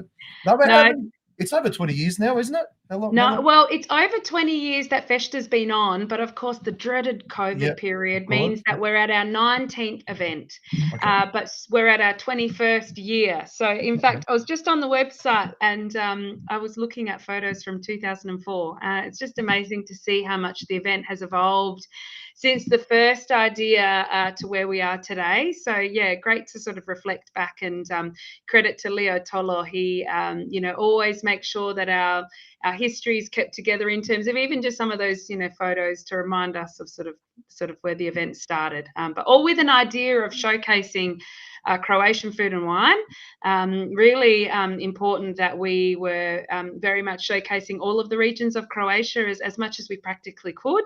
And at the beginning of Festa, it was actually groups of friends would get together and they'd say, I'm going to have a stand for Slavonia, and they would cook and they would serve their meal. So it's evolved since then, but certainly still that same idea stands true to what we're trying to offer today in our 19th Festa this year. Yeah, amazing. And it's probably the first Croatian event that garnered a lot of mainstream interest, I think. I remember seeing Festa signs all around Adelaide And before, like your Cocktoberfests and the Food and Wine Festival at the Dorm and other festivals, I suppose, in Sydney, I remember it really like got the attention of mainstream media and everything. Like you'd be watching Channel 7 News, and all of a sudden Feshler pops up, and what proud moments as a Croat as well, too. Of course, yeah. And, you know, South Australia, yes, we're known as being the city of churches, but if you've ever seen a South Australian number plate, it's, you know, it's the festival state. We love a festival in South Australia. I think Festa has been a really important part of, you know, developing the Croatian identity beyond our own community. And I agree with you, Rob, that, you know, that it's very well known in broader community, and people are like, oh yeah, you know, they know what it is, they know roughly when it is, and, you know, have inevitably been or had a friend who's been to the event. So yeah, it's definitely an event that we really pride ourselves on as being not just for us as Croatians, but for the broader community. And we want to ensure that we continue to grow that, because it helps us to develop our identity. And, you know, for lack of a better term, it helps us to develop our identity and brand, you know, with those that aren't Croatian or know as much about our culture and history. Yeah. Do you find a lot of non-Crows coming along? Yes. Yeah, absolutely. Yeah. And not just, let's say, Anglo-Aussies, but no, also walks of life and ethnic background. We drop, for example, we drop 10,000 flyers in the surrounding suburbs, free entry and a fireworks flyer, so people have a notice that there's going to be fireworks going on, but also to encourage community participation in those northern suburbs. And we definitely see lots of people joining us from, you know, not just the Croatian community, but from all different nationalities. As I said, you know, South Australians love a festival. Just in the last 2 weekends, we had Cheese Fest one weekend. We also had the Harvest Fest. You know, in February and March, we have the Fringe Festival. We have the Cabaret Festival. So we do get out and about and explore. And certainly, you know, Festa is one of the festivals that is, you know, it's known on the multicultural calendar, and it's known amongst South Australians as being a good one to get along to. And yeah, we're really, really proud of that. And what sort of feedback do you get from these non-Croatians? What are they surprised? They love it. Yeah, like I think they're surprised about a few things. They're surprised about the facilities. Like Rob, I was just listening to you, you know, speaking with Hilda. You know, our Croatian club in Adelaide is celebrating 75 years. It's an incredible milestone for the community in South Australia, and you know, formed so much of our identity. Of course, you know, a couple of decades ago, we then established the Croatian Sports Centre, and you know, the infrastructure that we have there, for those who've visited Adelaide, you know, it's really amazing. And I think that it's so special because it's ours. It's not the councils, it's not the state governments, it's ours. It's ours, and we built it, and that's something that we can all be proud of. So they're surprised firstly by that. And then they're surprised by, you know, I think just like the entertainment, there's dancing, there's music, you know, we have free face painting, we have fireworks display, we've got lots of activities on the go. We play Kamena Saramana, and, you know, there's a soccer game. So we'll have Vukovar joining us to play against our Vukovi. You know, so like it's got quite a mix. And of course, then they love the food, you know, they love the food, they love the wine, you know, they love to enjoy the Tomic wines that we have, and they enjoy the variety of food. So, yeah, we're really, really lucky that we get great feedback. And you know, we keep on developing the event, right? We've got to keep on evolving, and we certainly try to do that. And to answer Mio's question there, the festival is on the 22nd of November. So 22nd, Saturday the 22nd, it's a one-day event from 11 o'clock in the morning until 2 a.m. So it's a big day and a big night, and we all putting out there that it's going to be beautiful weather, and that's always a fun factor. But no, it's Saturday the 22nd. From 11 a.m.? From 11 a.m. to 2 a.m. That's when then, and at 2 a.m. they'll see me rounding them all out, getting them a taxi, won't they, Rob? Absolutely. Absolutely. Okay, no, you come over here. No, you get over here. No. Yeah, Stop, exactly. No, that's Just get true. out. Yeah, no, so it's really good fun. And also just to touch on that piece around multiculturalism and others visiting, we're really also proud of the fact that we've had the Ukrainian dance group Volya join us for a number of years now. And again, just to add to the multi-dimensional factors, we certainly have our Croatian dance groups, but also have a couple of different dance groups from other multicultural communities. Yeah, and the wonderful relationship that the Croats do have with the Ukrainians also very that special. extends to the retirement village as well. Absolutely. So, Yeah. but one thing that struck me as well, and you spoke about the food over there. I think it was the first festival, Croatian festival, that I went to in Australia that had quite a variety of different foods. And then you had seafood, you had prawns, and you had sardines, and you had things. And I go, oh, thank God, because I've had chavarpa up to here, to be honest with you. And to have that, it's fantastic. And now I think other festivals have started following suit. But I think, again, Adelaide set the standard like they have many tournaments, and, they're always that yardstick to beat. Yeah, such a proud Croatian, contribution to fishing in South Australia in particular. I mean, you referenced Port Lincoln. I think Port Lincoln would be a great community to showcase on this show. And, my family, my father was a fisherman. He was a prawn trawler skipper. My grandfather was a fisherman in South Australia. And, many families have a connection to the fishing industry here in Adelaide. So, it would, Martinovic family, really significant, prominent family. That own free range seafood and are a wonderful sponsor of Festa, Pokoni Reno Martinovic in particular. But yeah, I mean, we love that variety, and this year we're really pleased to be adding.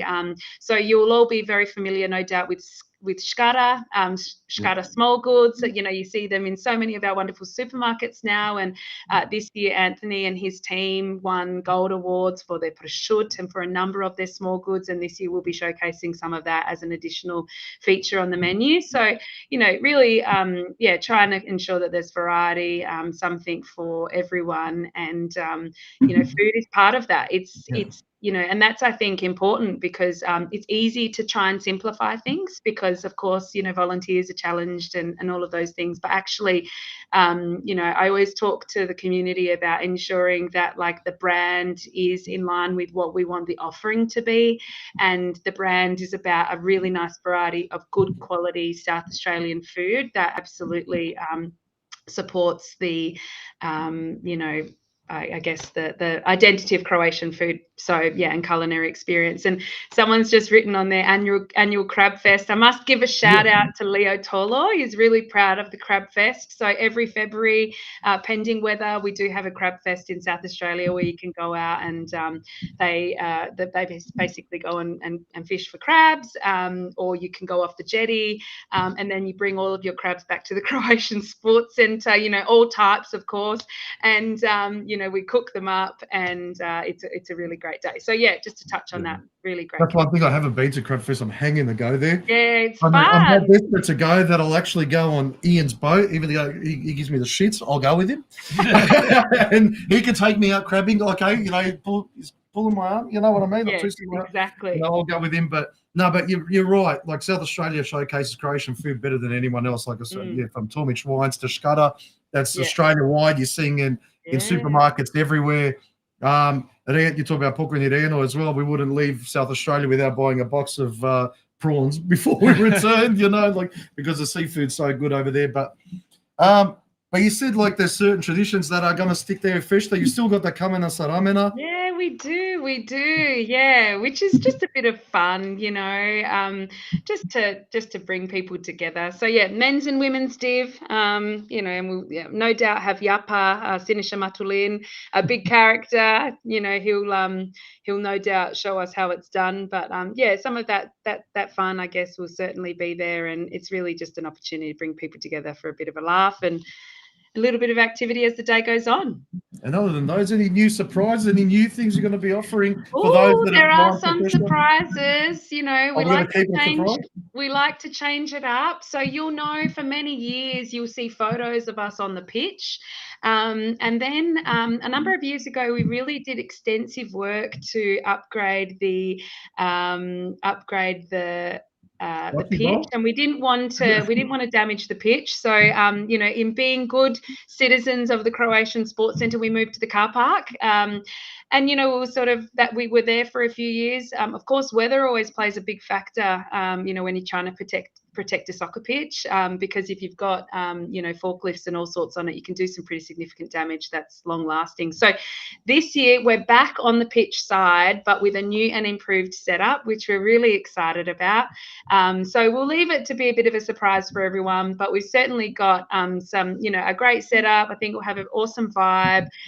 It will be the first time in the setup that we're doing it, and you know, we've got lots of exciting and new things just in terms of trying to bring, I guess, more showcase, but also just trying to ensure that the atmosphere is alive and people have fun and can hear the music, but can have a chat and get a drink easy and get food easy. So yeah, really, really looking forward to seeing how that goes, and you know, we'll certainly make sure that it's it's a nice environment for everyone to enjoy. And we want to talk to you about doing something a bit differently musically, but that's a different thing, Ooh, conversation for another day. But exciting. you, I'm pretty sure you'll be up for it. So I'm sure I will in be. the coming weeks. I've got a flyer I'm about to flash across the screen now. And if you want to tell us a little bit about. Oh, yeah, of course. Yeah. Croatian Royal Ball, Sunday, Great. November 23 from 7 p.m. Yeah, absolutely. So for those who are traveling interstate, I guess I really just thought it was an opportunity to share that this event is also on. If you can't tell, November is a wild month for the Adelaide Croatian community. So, you know, it kicks off with the Croatian History Festival that Hilda was just talking about, and Lennox Zabava, of course. And then we finish the month with Festa on the 22nd, and on Sunday, the Croatian Chaplaincy of South Australia, so Father Luka and a team of volunteers have arranged for a Croatian Royal Ball. So it's a really different event to what our community is typically, you know, used to. This will be held at the Adelaide Town Hall, and it's celebrating the 1100th year of the Croatian Kingdom. And really amazing. It's going to have the Norwood Symphonic Orchestra. I understand from Father Luka that there's over 40 participants in the orchestra, so it is a very special occasion. Done a little differently to what we're typically used to, but certainly, you know, encourage people to jump on the website. You can actually get a spectator ticket or a participant ticket, and for those who love to dance, you know, encouraging people to get involved. But if you can imagine something of the bygone era, really quite, I guess, a special occasion, really extravagant, but I think it will just be really beautiful. So yeah, I guess I just wanted to showcase that that's on as well on the Sunday night. Encourage people to stay behind and get involved with that, and for us, it's our way of recognizing just such a momentous occasion for our Croatian history.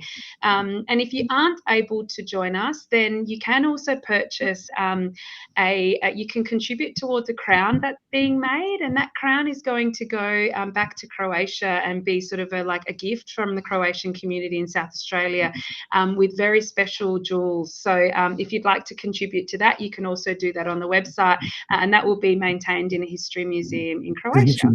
Where's that, in Zagreb, or is that? Yeah, as I understand it, in Zagreb. So yeah, but you can find out more on the website, and something different, you know. Yeah, and I absolutely. think good for us to challenge ourselves and think big and try something new, but also to reflect on, over 1,000 years of wonderful and challenging and history. But yeah, special occasion for us to celebrate. Is this going to be something like the Captain Von Trapp ball that happened? Is the Norwood Symphonic Orchestra going to sing "Oh Boy, Oh Boy"? Like that's what I say. Yeah, is it from old Croatian operas? What's the music? Well, that they're doing? I'm not sure if they'll. Branko Lovrinov has previously sung "Oh Boy, Oh Boy," that beautiful rendition. But certainly, I'm not sure exactly of what the Norwood Symphonic Orchestra will prepare for us, but I have every confidence it will be amazing. Get half of the auditorium to go, oh boy, oh boy. And the other balcony, exactly. So you can come to Adelaide and get a real cultural experience that weekend. You know, you can come to Festa, have a few bevies, let your hair down, drink some vino and sing to Major Minor. And then on Sunday night, you can put your white bow tie on and your tails and go to Adelaide Town Hall. So, how good is this? Royal Ball, amazing. Symphonic Orchestra. You said the festivals in South Australia and Adelaide in general, they're festivals of cheese and of this. Yeah, come to Melbourne this weekend in Melbourne. We've got a machete festival on Sunday at Werribee Plaza. It's open to the public, free entry. We have a carjacking. Just watch the cars. Carjacking festival on Tuesday in Baldwin. So you can come along to that one. That's well, that's not free entry. That's keyless entry to get into that one. Nema problema. So plenty of festivals here too, but we're just not quite as cultured in terms of festivals there. Yeah? Not quite. But it's still picturing like on a violin doing the start of getting comedy. Hey, you never know what it's going to be like, but I think everyone will enjoy absolutely something different and intriguing. Something different, yeah. And I think it's like one more before I let you go. Croatian women in leadership. Oh yes, of course. Now that's coming up very, very soon. That is. And this has been going on for a little while, and you've been part of it for a little while too. Yeah, so tell us a bit more about it and how long it's been going for and what it's actually about. Yeah, so we're over 5 years old now. Australian New Zealand Croatian Women in Leadership was really an opportunity to connect Croatian women and ensure that there is an opportunity for Croatian women to share their stories and to network and to create business opportunities together or learn from one another. So, an amazing idea born over 5 years ago now. And then we've had a number of summits since then. So the annual summit, other than bloody COVID, of course, but that ruined lots of things. So the summit really is an opportunity for us to hear from a wide range of speakers. So next weekend being I do have the date, 7th to 9th of November, the Australian New Zealand Croatian Women in Leadership Summit will be held at the Langham in Melbourne, so not in Adelaide.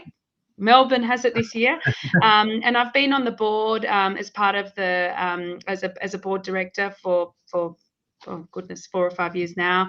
Really proud of the work that we're doing to showcase, just all of the great things that our women are doing in so many different industries, be it in education, in science, we're going to have Justice Larissa Sturk from Western Australia join us. We've got a Croatian justice in the judicial system. It's like we've got some pretty impressive caliber guests. We will also have a member of the Croatian Air Force join us virtually. So, really proud to be hosting her. And, we've had some incredible guests over the years. So that's next weekend. You can buy a ticket to the 3 days, or you can buy a ticket to any one of the events that take place. And, it's just really, we've got a number of different sort of flagship programs. So we have a mentoring program where you can nominate to participate either as a mentee or a mentor. And we've had some brilliant participants on both sides who've developed so much in their own personal, journey. We also have a program which is that we send 2 of our young women. This year we sent 2 of our young women with the Croatians from America on their program. It's called the Domovina program. It's the Birthright program. So on a 2-week program. So we sponsored them to be able to participate in that. So really just trying to create opportunities to help our women, to connect our women. And, the reality is that a lot of our women, if they're not involved with their children, maybe in folklore or in folklore themselves, and their children maybe aren't in soccer, they can fall a little bit between, the social environment. So this is just another avenue for people to get together and share their story, and also for us to profile bloody awesome, amazing experience, variety of industries, and some really cool stories. So it's a really uplifting event every year. And last year we were in Auckland. next weekend in Melbourne.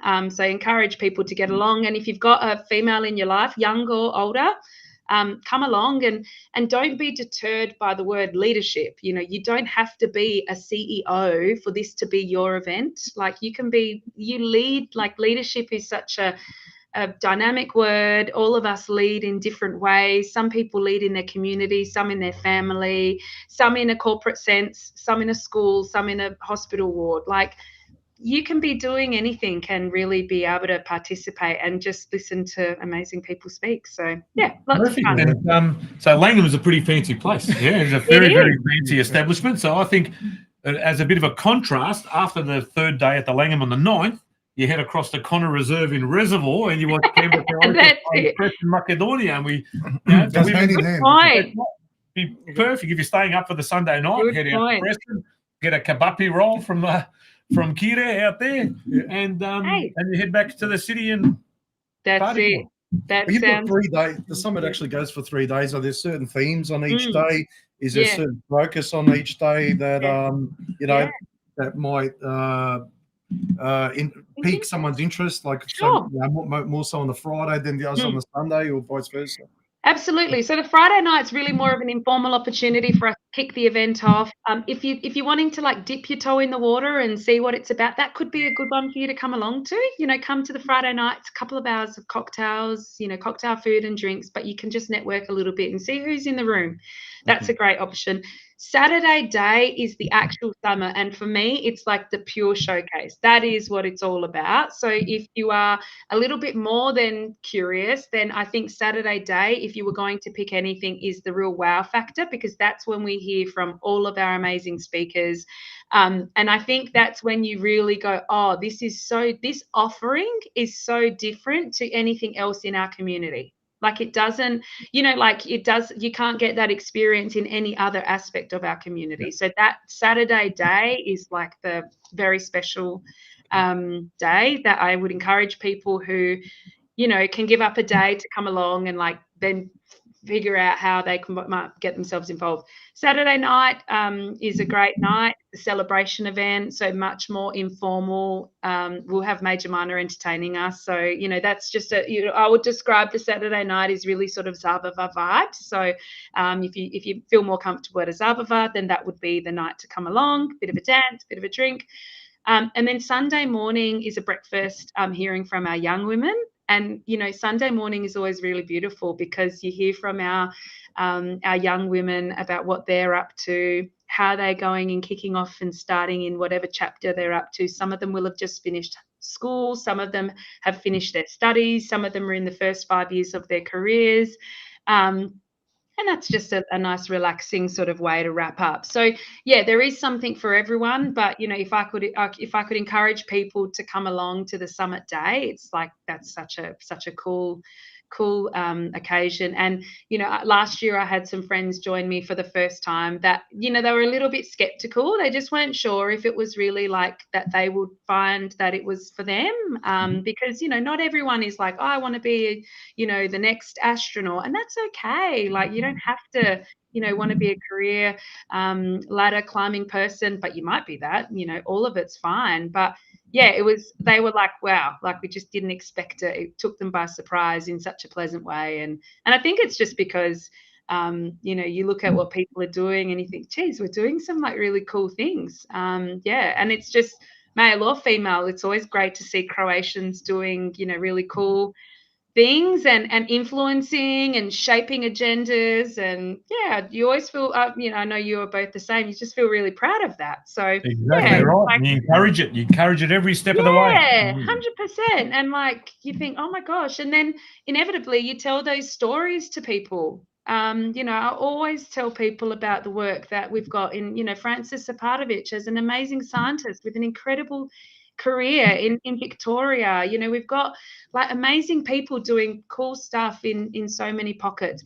And the other thing about our women often is that because a lot of us marry and change our surnames, I know you reference Matulich Šarić, but actually I'm just Emma Šarić, but like a lot of our women who've maybe married non-Croatians, like they don't look like they're Croatian anymore, like, and I don't mean that literally, but if you just look at a name, you can see a surname and think, oh, they're not Croatian, but actually they bloody are, So it's cool just to be reminded of some of those ladies as well who maybe, don't have the itch or the, the surname that's so easily identified. Yeah, I've known a few ladies with the itch. And also from the crabs that they're taking to the Croatian sports centre. I've been to some nightclubs that have been like a crab fest as well. It's but Mr. Paul Šarić from Geelong sends his regards to a fellow. What an amazing man. Great man. Well, Mr. Šarić, actually, most people know you as a former Miss Croatia Australia, but there's a lot more to you than that. Tell us a little bit about yourself. Probably should have asked this right at the start. Tell us a bit about yourself and then how this led you into this group, actually. Yeah, I guess so I was Miss Croatia, gosh, a long time ago now, but always really proud of that, really proud of the work we do in South Australia and have done for many years with our young women. I work for a big defence prime. I'm the head of workforce. I'm head of people. We've got, we build warships, and maintain warships, which is why I'm in Fremantle. I'm going to the shipyard for the next 3 days to see our workforce here, and really proud of the work we do in our business, and really important work for the Royal Australian Navy. So very passionate. South Australia, of course, being a very big defence state, so huge workforce requirements for us. So is that the business that you took away from Victoria that went over to South Australia? Is that well, the one yes, we have many of your old colleagues from Williamstown in Osborne, bringing all those amazing skills. So it's important. Doesn't matter where it is, as long as it's in Australia. That's what's important. I did their redundancies there. So there you go. Yeah, there were more people from South Australia poaching these people than there were from Victoria itself. Yeah, there were people flown in for 2 or 3 days trying to get them across. With their experience, and there was no one in Victoria even couldn't give a shit about these people. Which is a real shame. But we are the local of the area that just walks the desolate streets these days because no one actually goes to Williamstown anymore. Yeah, it's a shame, but the important thing for us is that since the Hunter Class Frigate program, continuous naval shipbuilding is important, and that's exactly why. And so actually in that shipyard in Williamstown, the Anzac class frigates were built, and I'm actually here for the end of the Anzac class frigate celebration. So it's end of an era of that frigate. So that's what I do in my life. But I think that Hilda touched on Croatian women in South Australia. You asked the question, Rob, earlier. Like I really do believe, I was involved in the community from like quite young. Like I was 17 when I was Miss Croatia, and Dad was involved and Mum was involved as well. But I was volunteering in the kitchen. I'll never forget the Croatian Sports Centre with Nikki Kuzman for many years when Jelko Kuzman took over the presidency, and that was sort of like our reinvigoration of the Croatian Sports Centre. And I always talk to people. I work in human resources. Like the best training you can possibly get, your degree's great, professional development's great, but try and think about how you can influence and encourage and motivate volunteers who are maybe 3 or 4 times your age, and get them to adopt to new ways of doing things. Like that's your best training ground. You can't dictate to them because they don't get paid, and actually they've been there for a lot longer than you. And that's definitely helped, like for me professionally. And I talk about my Croatian community involvement a lot at work because I think that community is a great way for people to learn and to figure out how to like navigate, different dynamics. And I always talk to people about the fact that, communities that are cultural are bound by very different things than other communities. So if you think about like a footy, if you think about lots of like even sporting groups, normally there's a demographic of people that live close to that sporting group. So like often demographics are in the same socio kind of environments. But when you're from Adelaide, and we've only got 2 clubs in Adelaide, like you are integrated into South Australia. You don't live in suburbs where there's just Croatians. Like we just don't have that population. And so like, when you go to your sports centre or go to the club, you are not with people maybe from the same socioeconomic background as you. You're not from the same industry. You're not from, you don't have a lot in common other than the fact that you're Croatian and Catholic. And so you've got to navigate, you know, how that actually brings you together in a bit of a different way. So yeah, it's, you know, all of that leads to things like now being on the board and, you know, encouraging other women to get involved. But importantly, it's just about, you know, Anthony said it earlier, like it's just about encouraging people to do well. Like that's all these things are for. Great segue. Not that we're going to finish up yet, but No, the that's outro. okay. I've created a new outro clip. Same clip from the beginning with the Thompson music, but now I've got a new tune for the outro, which is exactly touching on that, regardless of where you're from. And that's, you couldn't have put it any better. Yeah, because I'm here in the northern suburbs of Melbourne, right? Spolger's now in the sort of inner west or whatever it might be, but you also grew up in the north. You got people messaging here from the southeast, and we grew up all over the joint. And again, I grew up in an area where there was mostly Makedonci in my area. Yeah, I was surrounded by Macedonian community, but we all gravitated towards that club, whether it was Melbourne Knights or church or whatever it was. And again, and these people don't have that. And I'm like you. I spend a lot of my time at work or anyway, in my previous role. We're like vegans. You know, vegans, they tell every opportunity they get, they tell people they're a vegan. Yeah, you're right. Every opportunity. Yeah. And we're the same. Every opportunity I get, I overheard a couple of blokes this morning in the bloody shed at a building site talking about what they watched on 60 Minutes or what they read in the paper over the last couple of days. And I had to join in and sort of help them out, massage the narrative a little bit. Because it did concern our community, I had to put people in their place today. But it didn't take much. I just heard 2 words, bang, straight in. I go, oh, boys, but you didn't know about this and this and this and this. And they go, how do you know all this stuff? And then they look at the helmet that I was wearing at the time and they realise pretty quickly. And also what I would always say is who else knew about it? Well, exactly. And they realised I was Crow, and then I moved on to other things. I go, that's absolutely. Then they soiled themselves. That's right. And then they, you know, but that's what we do. We're storytellers. We're storytellers, and we've got a great story to tell, and that's why we do it. Spot on. I couldn't agree more. And talking about Croats getting together and all that, and I spoke to Hilda about it. I'm sure you heard about that question as well. Yeah. There's a mending happening. Healing that's happening in Adelaide. After a couple of decades. And there was some very strong opinions on both sides, but that's starting to sort of soften and there's sort of gravitating towards one another. Definitely. Give us your take on that. Yeah, it's been, look, I mean, that happened when I was really young. So for me, I wasn't, you know, involved directly at that moment in time. But I think that, you know, Hilda summarized it pretty well. I think that, you know, communities are dynamic, like communities aren't always easy. Things happen, but I think certainly we've come a long way. You know, we've come a long way in finding our respective places within the community. And I think you touched on that. I think that's important that we can recognise that we've got slightly different offerings, but that we both have a place. And that's important for both sides to recognise. And I think that in the last, you know, 5 to 10 years, we've really seen that.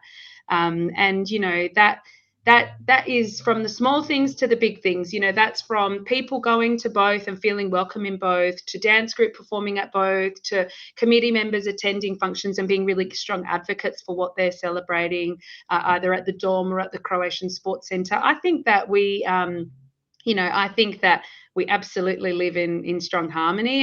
And you know what, like the reality is, and you said you guys like to talk about all sorts of things on this program, like there are times where we trip over each other, you know, but with good communication, like, and a conversation and an honest discussion, like you can overcome a lot of that. And I think as well, it's that if you can always hold central to the fact that, like, if you always feel that people are doing, like, be optimistically biased, I guess is where I'm going. It's like, if you feel like people are trying to get you and go for you, then it's really hard to have a conversation because you come from a very negative place. But if you can always have confidence that, you know, maybe they've just misread, they've like not read the room very well, they've poorly timed, whatever it may be, and just have an open discussion thinking that actually probably weren't, you know, trying to do anything wrong by anyone else. They just didn't even think of it.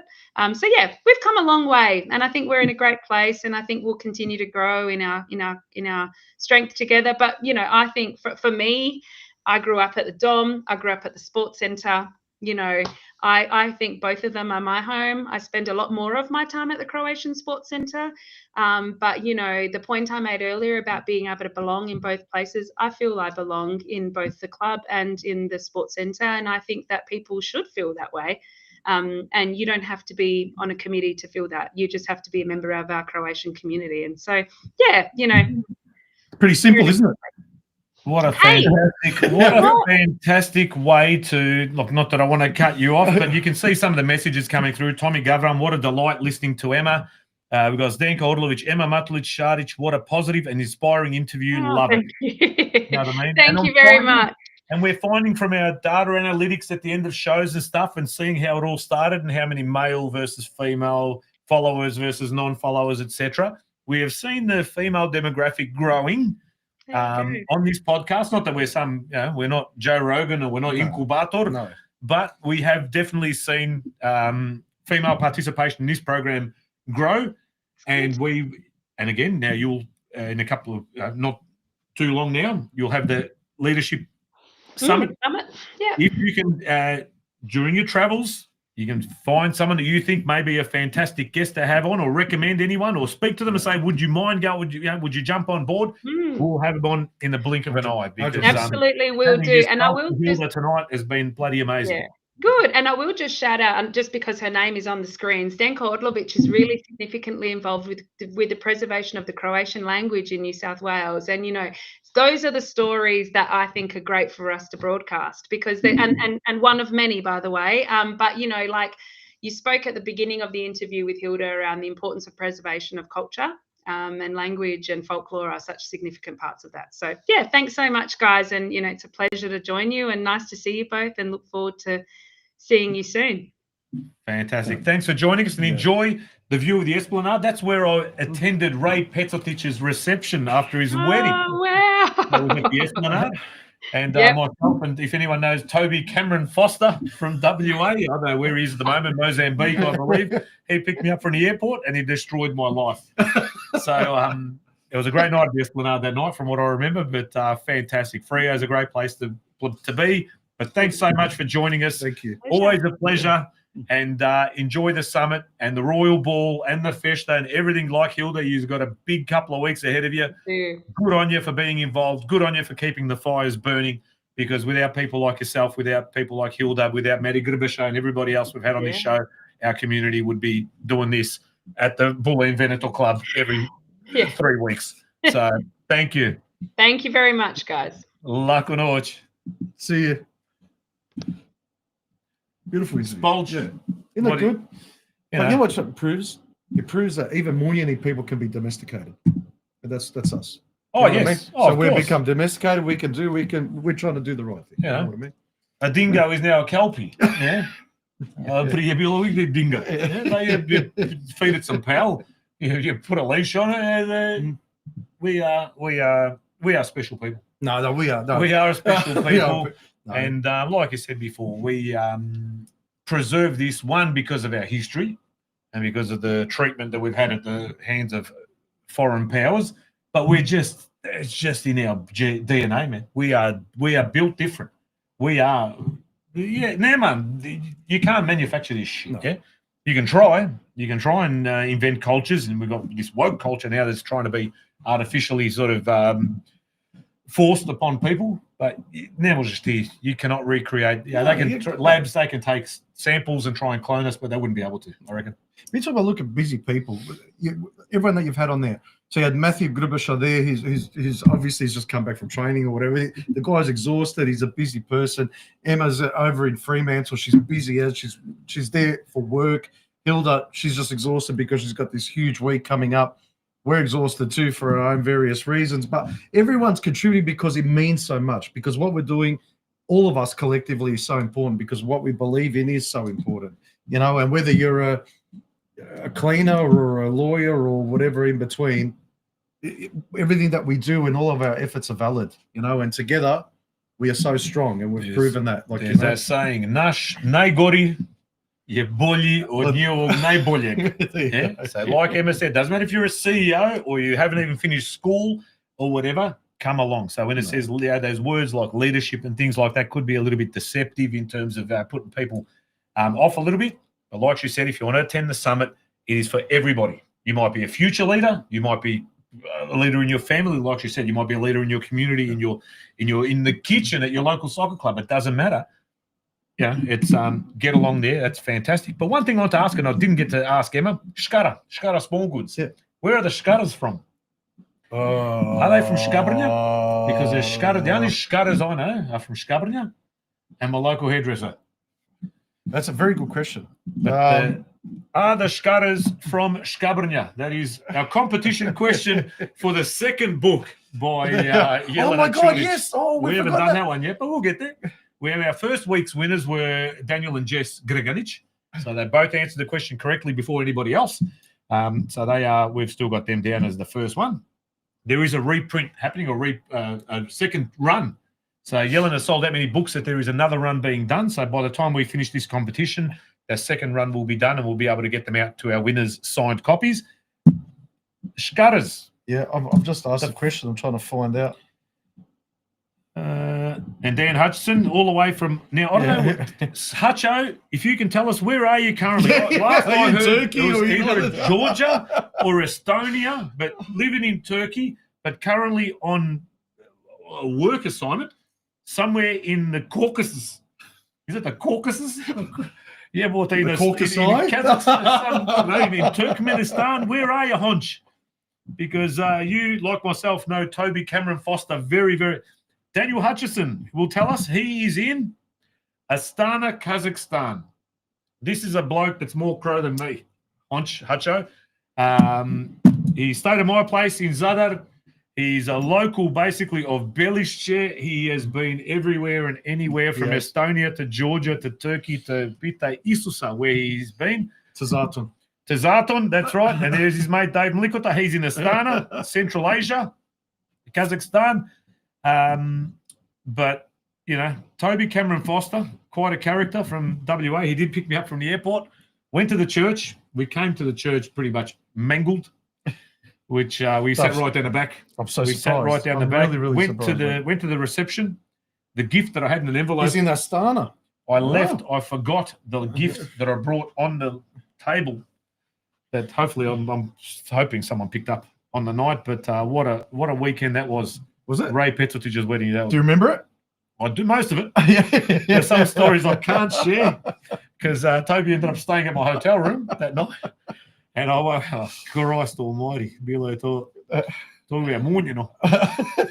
Okay. Is the live show, Tommy Governor, over the long weekend happening, gents? Yes. Monday night, next Monday, Spolge. Or next, Monday week, today week. We will be hosting a show.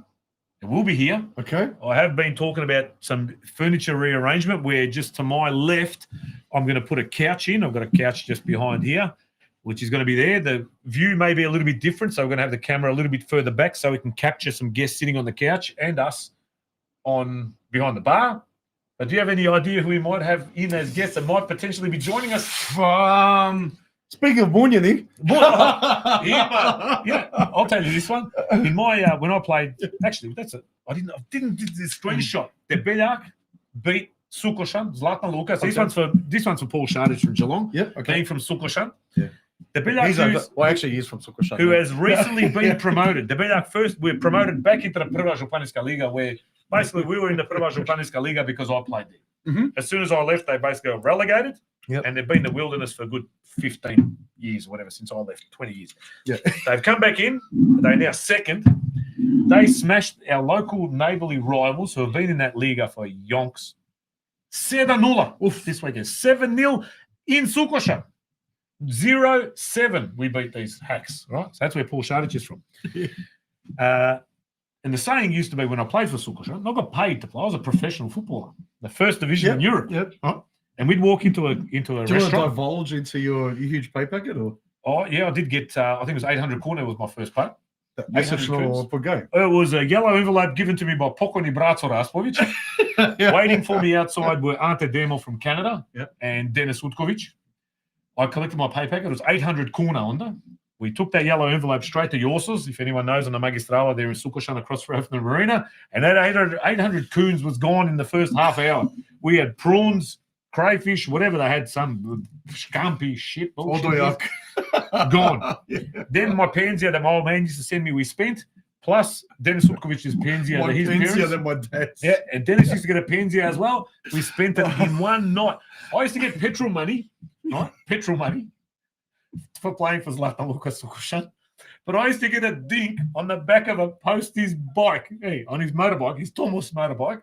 He'd dink me to training, and I used to get petrol money for it anyway. So, but we had a saying. Yeah. We used to all meet before games at this restaurant called Bonazza. He was a major sponsor of the club. Nice, good name. And a very recent coach, and Paul Shardich may know him, Robbie Dion. He was my teammate, but then he became a coach. He would walk in last, right? Always late. He'd walk into this restaurant and he goes, Imali Govana. Yeah? And all of us would put our hands up, Ima. That's like, yeah, Ima Limunjani, Spolch on Monday, Ima Limunjani that we may possibly entertain here in the it's not quite the Langham, but it's No, it's all right. Look, we've got George Hrvojevic and Mickey Chulana. They've both committed to coming into the studio, or into the podroom, I should say, and we'll have a bit of a jam session because that's what we said we were going to do. bit of a live unplugged Jam session. We'll come here, we can sing along all together virtually through the internet. Love both ways. major, minor, unplugged. Major, minor, Bemsia. So we've got three. We've got George, we've got Mickey, and we've got yourself. Yeah. Pete Cardinal recently married. He's not allowed. He might come in. You know what the other thing was? He left band practice before I asked the question, so I couldn't. I just thought he's mate recently married, not allowed. Yeah, you've got to let at least good 10 years go before you can sort of say, "I'm going to." He's busy breastfeeding at the moment, so I'm not sure. Like if he's got no, chest feeding, chest, yeah, empty chest feeding. I've got the answer to the Scudder one as well. Yes. We'll go with the dad part, yeah? Mummy's from no, we can't. That's a question. Your mummy's from Slatina. Yeah, you can say that. So half Slavonats. But the dad, where's the dad from? That was lucky because that was, you can get in a bit of trouble there. If, let's say, there was a bit of a glitch and you said, your mum's, it starts glitching, mum's slut. Mum's from Slatina. Okay. That's not far from where my mum's from. Okay. So they're Miholjac or Okolic Miholjac. Slatina was sort of the biggest main town. Yeah, okay. Let's just have a look. Let's go back now. We've got plenty of chat come. What's the Honch? Shishmish. That's not correct. Not Polacha. That's not where he's from. Shishmish. Batman. Shishmish should come up here. I don't know. Is he Shishmish? We've got Dan Hutchinson. Bought a 200 euro Zastava back in the day. Drove all over Crow with it. Mark Marlich. Where's the Vegeta logo? PodroomTV. Well, Misha Silsvashta should be main sponsor. Ah, that's not bad. Misha Silsvashta. Get it. I see what you did there, Marlich. I see what you did there. I didn't quite. Так се зове жена Вегета. Моя жена се зове Google. Sve zna sve. Moje artificial intelligence. I'll speak of one, two remarkable women from our community, inspiring stories and insightful interviews. There you go. Okay, so Shishmish, there you are. There are Shkadas in Polacha, my mum's village. I know that, but this is not the Shkadas I know are from Shkabranja. Aha, your food stamps from the university lasted a day. Oh, that's another story for another time. The food stamps at Zadar University, Filozofski Fakultet. Fucks. Stella, two remarkable. Yeah, there you go. You just read that one. I did. Gavran, how many audience members you taking? Ooh. I'm not. Hey, Gavran, I'm not Bonnie Blue, mate. I'm not Bonnie Blue. How many audience members do you want me to take? Yeah. All right. What have you got in mind? What have you got in mind? You keep waiting for that head job at an NPL club. Yeah. Don't look at that. You can use Feta or Teta Ivka's as the green room. Oh, yeah, that's true. The Vienna room downstairs, my mother-in-law's. We could.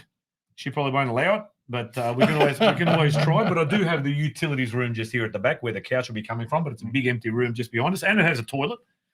There you go, Petar Finka. Repeat the question. The Shkaras. The Shkara. The Shkara Small Goods. The people of Shkara Small, because also. So Anthony Shkara, where's his dad from? Also, South Coast United, also Wollongong, Croatia. When I emailed them a while back and I go, I'd love to buy a couple of jerseys. They had these nice Umbro pinstriped jerseys. And the bloke that responded, he's probably still involved, was also a Shkara. Yeah, believe it or not. So There you go. LinkedIn. And no one's answered the question about who makes the best pasteta. Which is the best one? Someone said, I mentioned Argeta. Is that Slovenian? That is Slovenian. Okay. Because you know what? Just secretly, I was ashamed to say Argeta for me is the best one.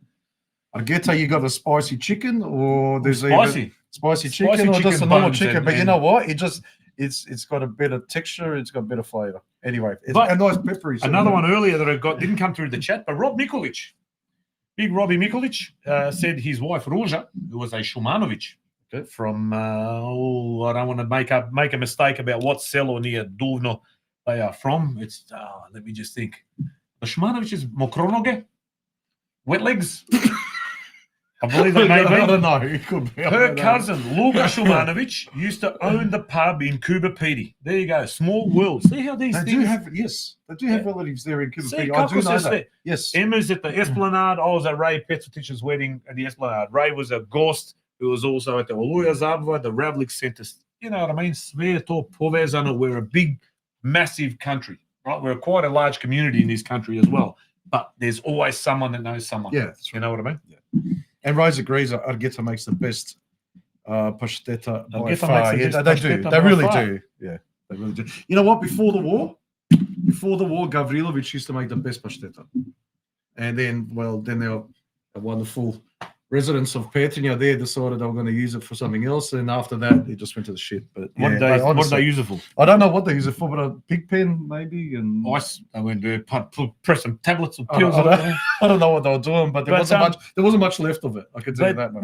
We did talk about City United, and we did get a message that Adzi Lucic, I think his name was, that flicked through some messages during the course of the program about who we could have as guests, and he's recommended himself and Adam Grabowitz. Okay. Ante, who we've had on a couple of times. Possibly we can pre-record next Wednesday, but we'll definitely keep that one in mind. Okay. But we have some footage from Sydney United's training tonight. Wow. Yes. Sydney United had training tonight in preparation for their game away in Perth against Bayswater. Okay. Yep. And this is their coach. Intensive? It is quite intensive, but this is the team talk that their coach has given them this evening in preparation for this week's game.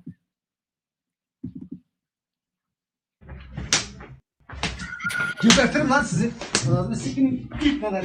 Sen oynadın tokunu amına koyup hepinizin ağzını sikerim sen verdiğin emeklere lan. Ne lan bu rezalet? Grazie!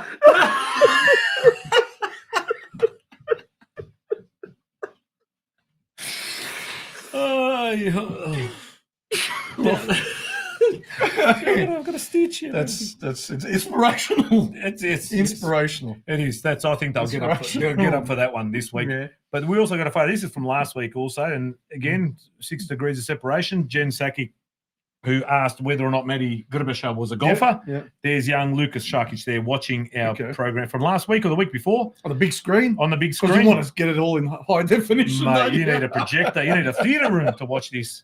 This is Gold Logie sort of shit. But but speaking of the V-Bomber, Matty Pavlinovic, we talked about the Midlands and Districts Historical Society. He flipped me through a couple of photos, which I'd almost lost track of. I've got them on Facebook, but from years and years ago, when Melbourne Knights played against Perth Glory at Joondalup. Okay. I think it's north of Perth. Yep. Where the V-Bomber and I were fortunate enough to collect a trophy at halftime. I think there was like 10,000 people at this game, which wasn't even Perth Glory's home ground. It was being renovated. We played a game on the Saturday prior to the main game on the Sunday against a group of Perth Glory supporters, the middle of the shed. You go back, but that one that Matty's wearing, best Melbourne Croatia kit ever. I think it's very close. You know why? Look at the collar. Just look at the that was amazing. I remember it was based on the Liverpool one. I had that long sleeve. That was even better, the long sleeve. Where is it now? I'll give it to Mario. I reckon I'll go to Mario. I've given away. I was thinking about it today. That jersey I'm wearing, I gave to a player. I think. I don't know, it was Adrian Layer or somebody like that. Look at the guns on me. Jesus Christ. But that trophy there was called the Uncle Drago Leather Pants Donkey Cup. I made this trophy here in Victoria. I put a VB can and a Swan or Lager, whatever it is, can, and a miniature plastic donkey on it. Yeah. I found it like at some salvos and I put the plaque on the bottom. Yeah. We played against a select Perth Glory supporters team. because prior to this game, we did have some issues with Perth Glory. That slapping scene you saw earlier, that was Bernstein, Bobby Despotovsky being slapped with the bus just outside the Nine Stadium before they left. So as a gesture of goodwill for the Soccer Australia, whatever they were called at the time ago, we're going to have a friendly game with the Perth supporters and show that neither side is animals, and we can have some dialogue and play, and we did, and we smacked them like fucking 13-0 up. I think they booked it 7-1 or some shit. Oh, okay. But you can see there at the top left, Vinko Buljubasic, who we mentioned earlier tonight. Oh, wow. He played for both teams on the day because he played for Perth, he played for Knights, he played one half with them. What year is this? 2001, I reckon it was, 2, something like that. 3, I don't even know. You got Miki Jovanovic, Al Petzotic. Then there's some here there's Toby. So then you got going from left, Vinko, Miki, Alan Petzotic, that bloke in the Brada, I can't even see. There's Toby Foster with the blonde tips. Yeah. Again, I can't even see clearly. I've got Noah Chale and going across the top. Don't worry about that. Go to the bottom left. Me, Steve Zovko, Andrew Pavlovich, the V Bomber, Lazy Delmo, Yoshida Ritzavi on the end there. I can't see. Ali V Bomber, if you're listening, because you're 3 hours old. From me, I don't know. Looks like Damir Grganovic in year 11. And the guy above him with the blonde looks like Damir Movs, man. Looks like Movers. With these, because he had blonde hair like that as well at one point.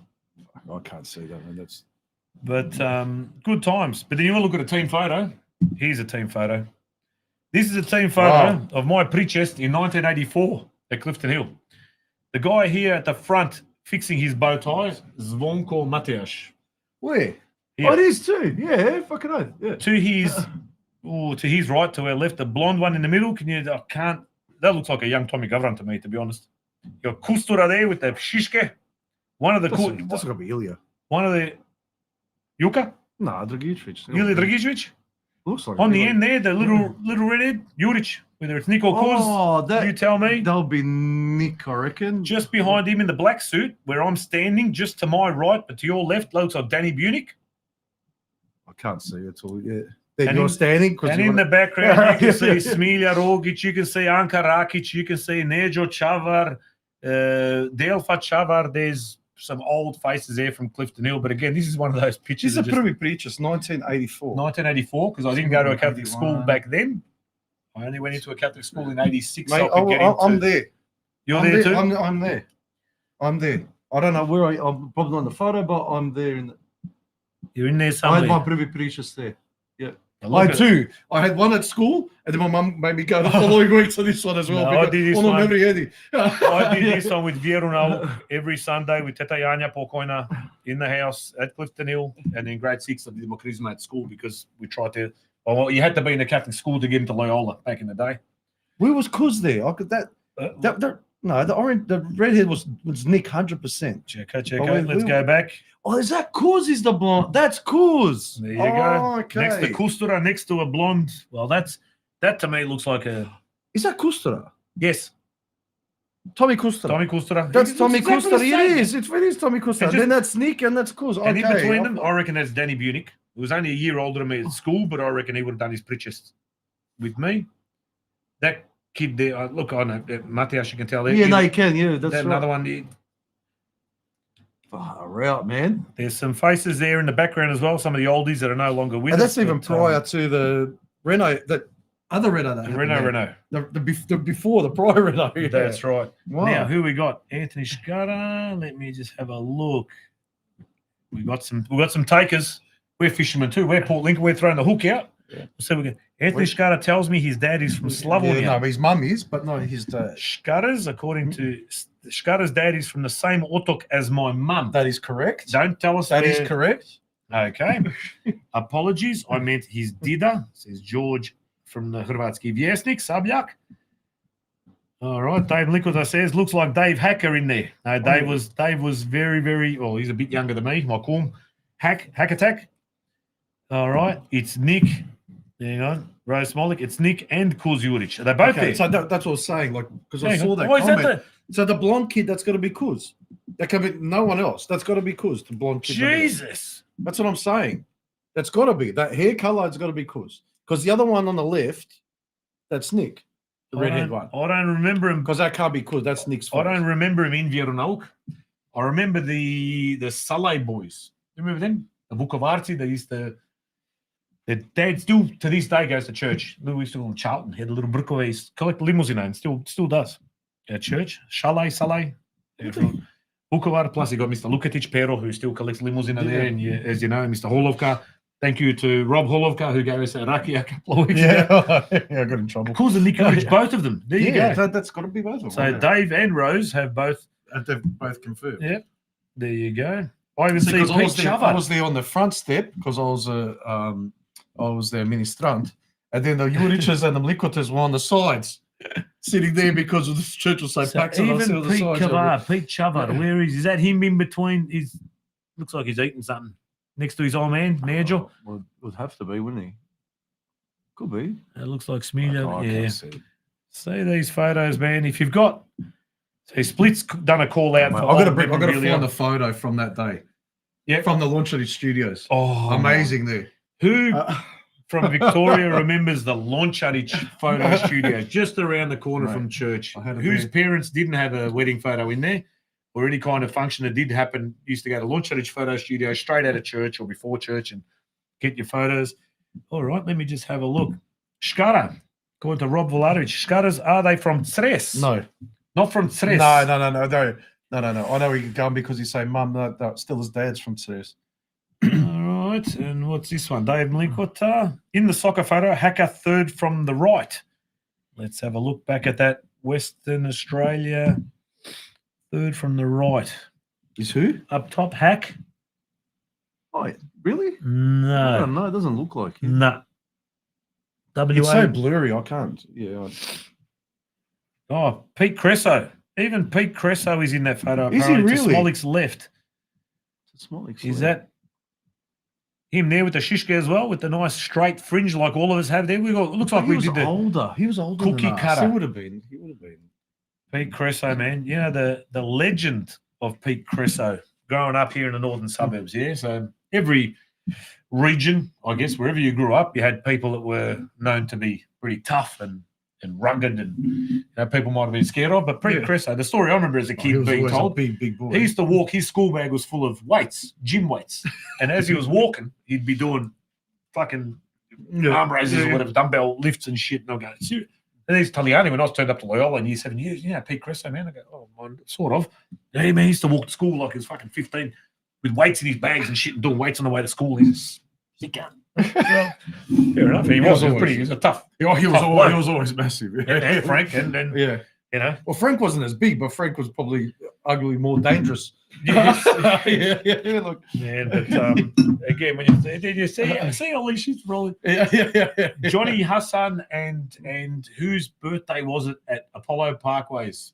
Paul Grzynik, if you're listening, or Rose upstairs, and Dave Linkwood. Johnny Hassan, and it could have been Frank Cresso's birthdays. 21st at Apollo Parkways, the big roundabout. I was there. Those from the western suburbs of Melbourne, if you've ever driven to the Wizard, to the Oz, at the other end of the ring road, instead of going to Altona, head the other way, get to the end of Greensboro, turn left, and you come to a big roundabout. There is a big basketball stadium there, and there was a birthday that is the greatest event in the history of our Crow community. I reckon there was 1,000 people there. It was huge. Mario Rasputic was there.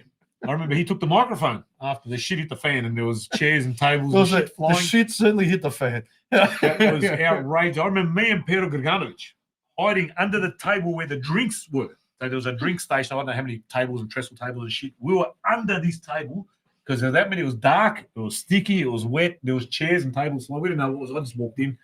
So we hid under this table while there was chairs and shit. It was the greatest party ever. I remember going there. I was very innocent, and I'd never seen anything like that in my life. There you go. Paul has answered the call. Yeah, remember the event. However, can't recall whose birthday it was. Definitely Johnny Hassan's. And I think it was Frank Cresso. Was it Frank Cresso? Correct me if I'm wrong. You're right. No, I reckon you're right. It would have been Frank Cresso's 21st. There you go. Rose has confirmed that one. Ali, that was a big night with a lot of tough people. A lot of drinks consumed and a lot of chairs thrown. You know, we had Mr. Petich on the other day, and he goes, "Stay away from street fights." That was one of those ones where the smartest thing you did was get under the table, because that was. I just remember. I know names. There was a bloke that got on the microphone. I probably already mentioned. Oh my anyway. God, that was a part. That was a part I wasn't going to bring up. And he said, "Crows fighting crows. This is bullshit, man. You people are fucking animals." That's right. If you want to fight anyone, fight me." And he jumps off the stage and just starts throwing punching. It was the best. Oh, actually, I reckon it was Pete Chris, and they went and ran up to him and just went back. But anyway, that was good times. Interesting evening. Yeah, I can't believe we're talking about that. Oh, good times. But but the unplugged. I've also got a clip. You guys have been rehearsing. You've been wow. You've been rehearsing How's it sound? for the yeah. I've got a sound check that you've done for next week's show, where you, Mickey, and George, and possibly some others who missed out on the invitation. You've been working your vocal cords. Okay, yeah. Oh, yeah. Warm ups. Oh, yeah. This is Spolge going through his vocal warm ups prior to next week's unplugged session.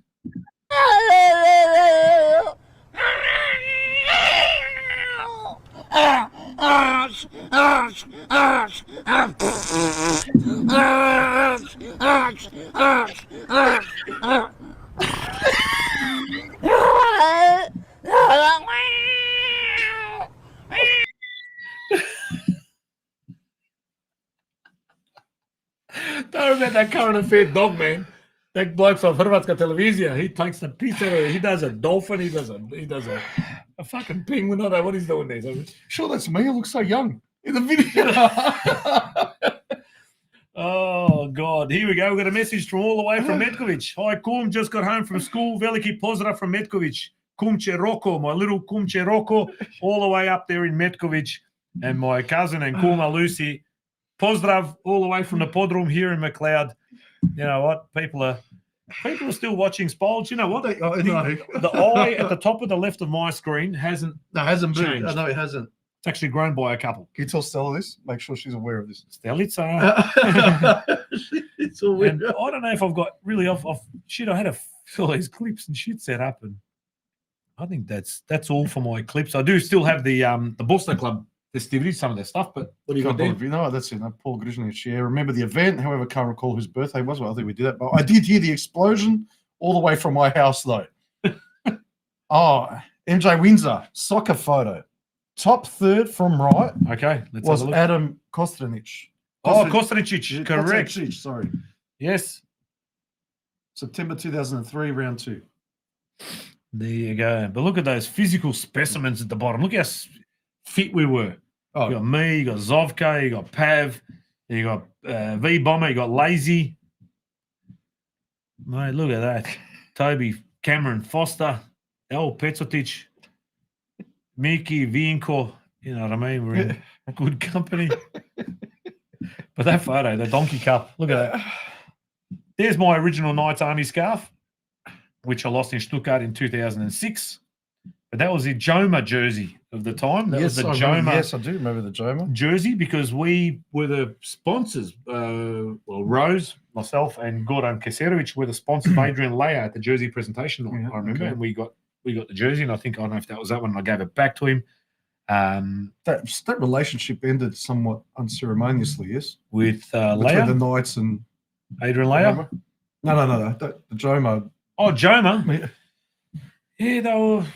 I don't know, man. Some of these apparel companies, unlike Sign Utopia for all your apparel needs, some of them offer promise the world at the beginning, and deliver very little at the end. So early days was all good, and then as the relationship progressed, things would start turning up late, incorrect sizes, and all that sort of stuff. But look, it was maybe teething problems. I was new to Australia. They were trying to get a foot in the door.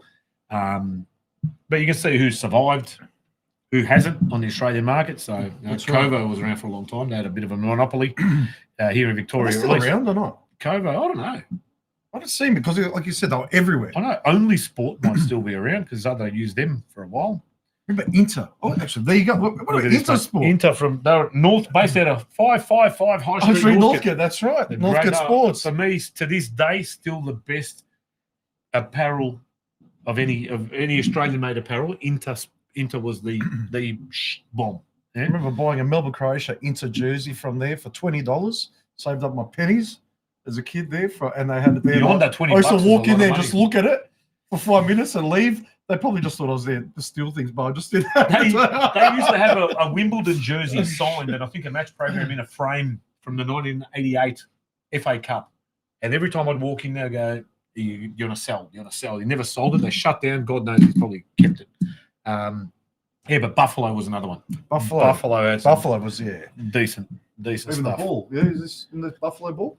This is a Buffalo ball. Yeah, Let's just I'm going to take it off. But FIFA approved 32 panel. 32 panel with Victorian Soccer Federation logo, but proper. Buffalo Sports is still going. Is it They are really? still going. They're big What on. do they do? Cricket or netball? Or Yeah, something? they've sort of diversified. It used to be pretty much all soccer or whatever, but now they've got hockey. They're still selling those old foam shin pads and shit. Dave Lichter, can Sign Utopia make vinyl stickers for cornhole boards? Phil Urich. How's it going? Because I saw you started making it. I wonder if you finished. I got a message on our United Cup chat. I can show you, but I can't show the viewers, unfortunately, because it's on my phone. The United Cup, there were a couple of new cornhole board editions. One's got a Croatia that Sydney looks awesome, yeah. FC logo, red, white, and blue. Absolutely fantastic. That looks great. And the second is an Abramovich. That looks great So too. it's got the Abramovich family name and the crest, and also a picture of what looks like Donji Kosi in Lika on a vinyl sticker that's been Actually put onto look a incredible. cornhole. But again, Rob Linnuts, who provided us with the Braća Radić footage, also provided us with the following footage from the Bosna Club on the weekend, the Folkloric Festival. So this year, the whole Bosna Club, this is a huge thing, this event, and I'm surprised it's taken us this long to talk Exactly. about So it's a couple of minutes of highlights of some of the stuff that Rob got prior to the event and a bit of festivities. But again, before we wrap up, we'll play this clip so that we acknowledge. We'll talk about the actual event before we play the clip. Oh, yeah, I reckon it looks like Bosna puts on a pretty sick Because it's party. been going on for more than 15 years. Oh, I you've think got it you've got a started, decent- well, no, I think it started about 2008. Someone was saying, I don't know, correct me if I'm wrong, but it's been going for quite a while. And it happens on Oktoberfest weekend every year. But it's a huge event, and I can't believe it's gone under the radar for so long. Maybe not so much in Sydney, but for the rest of the country, you don't really hear about it very much. But it might be like the predecessor to what this other folkloric festival that we've been celebrating that happened earlier on this year in June in Melbourne. It's going to happen every second year. But this actually happens every year in Sydney at the Bosna Club. And there would have been in excess of 2,000 people at this thing, an outdoor event, over 250 performers, kids there, like over 1,000 adults coming in, paying, and with the kids and that, which all adds up to over about 2,000 people when they look at it. But they've got rides, they've got vendors and stall holders, a photo booth with Croatian nošnja, a Chobana stall. Love this. I saw a picture there with a Chobana stall. How gross is that? Like we said, like you've had Chivapa up to here, but to go there, you can get a bowl of Chobanas or whatever. Imagine them in a graf stall, mate. Spasi čovjek. Oh, mate, Spasi. Bogova. That and a Krajinski or something, on the side, that would have been amazing. There's a Chavapi stall, of course. Brački Kamen souvenirs, honey, so like organic honey, I suppose, Croatian shirts, stickers, knickknacks, Croatian homewares, decanters, rakia bottles, Croatian folkloric embroidery bags, wallets, pouches, plachinke, krafne, cupcakes, novelties, pork belly, books from the Croatian Studies Foundation, Croatian embroidery, queues at the door for drinks. All of this thanks to Adam Glavaš, the president of Bosna Club. A great community effort, always amazing support from the committee and members of the Croatian Club Bosna Društvo in Orchid Hills. Hopefully we'll get some more footage and a bit more of a detailed report about it next week. We'll see what happens, but you have some visions. But it's something that needs to be celebrated, a huge event, and hopefully the rest of us around the country can find out a bit about it and maybe even do one of our own. Yeah. And they also, I think they've got a meeting coming up at Bosna Club for life members only, from what I believe, because I think a fair bit of development may be taking place around that particular area. There's been under a lot of pressure. I still call it St Mary's, but I think it's Ludlam. Is that right? I think it's Ludlam, but so it's like in wherever you might be now, there were certain areas that as a kid you grew up, there was the bush. Yeah, it was you take a cut lunch and you go out and all of a sudden it's a residential area and it's back-to-back homes and apartments and so everything changes, grows, people, demographics, population spread. So it looks like it's coming towards the Bosna Club, and they do have a meeting coming up. So we'll see what happens with that. But it's worth a bomb. Exactly. The land's worth a bomb. So fingers crossed, Bosna, as Bosna continues doing what they've been doing, because look, Warrington, Croatia is also based out there as well now. So they're doing some great things, and looks like a bloody, again, that's another one. It's a bucket list. I've got a Crow community bucket list. I want to go to the Festa. The Crab Fest, I don't know if you've heard about it. Oh, Crab Fest, awesome. Like I've seen that last few years. Looks amazing. Bilanouch in Perth, when they do the Hayduk Bilanouch. Fantastic. Tick. There's a lot of stuff Oh, on there are some really great ones. Festa, yeah, like Festa's awesome. Like it's almost like a combination, say, between Croctoberfest and the Food and Wine Festival that's at the door. At the door, yeah. Something like that. So really good one. But the Crab Fest is one you want to go. I don't know if you've ever been crabbing on a boat, but that is so much fun. Where you just drop a net, you put in some, I don't know, whatever, some sort of a I don't know, bait or whatever it is, like that. You drop it down, you move down maybe about 50 meters, drop down another net. Oh. Go another 50 meters, drop down another net. Go another 50, 100 meters, drop down another net. You got to try and place it in certain places where you think that the crabs are hiding and they're going to go for it. By the time you've dropped them all, you go back to that first net, pick it up, and hopefully you've got a crab in there It's or like two. yabbies. I don't know, but you know what? It's so much fun. It's not like you're just sitting there fishing. Like for me, that drives me nuts. But this is actually fun because you're constantly on the go. It's like actually yabbies. so much fun. Saying yabby, zašto nabby. Yeah. Before we show the footage, we've got an important message, a community announcement here. Right. It's time to go home, Robbie. Yeah, I saw that one. But also in breaking news from Marko Butorac's bureau, breaking news, Tudor sacked at Juventus. How can you sack him? Are they doing? I thought I just gave him the youth team job. Igor, there goes my, I got a long sleeve Igor Tudor match worn jersey under the house there, but may not be worth as much now, but sacked. Yeah, I thought that was coming. It was coming. And was it? Yeah. I haven't been watching. I've just been watching Mordic's progress, and the guy's he's a phenomenon. True that, girlfriend. All right, let's show some footage from Bosna. What we received from Robbie Milinuts, again, our Sydney correspondent. He's been absolutely fantastic in sending stuff out.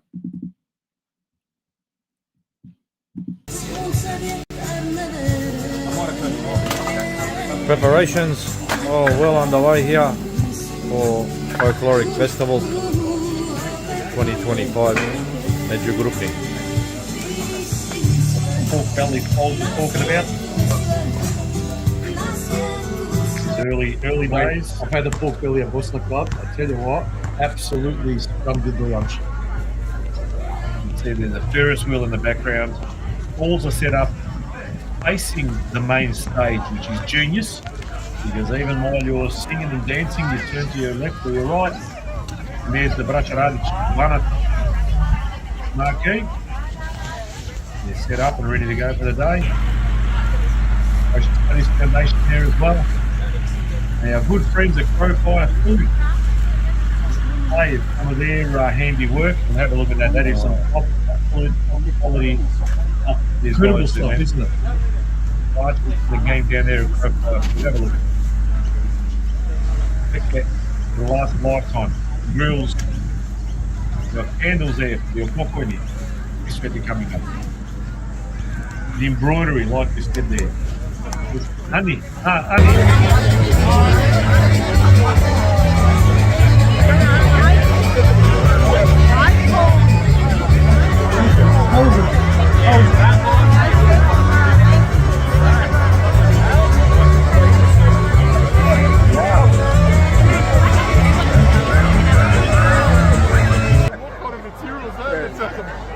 Exploded. Then he changed his shirt. He goes, oh, look,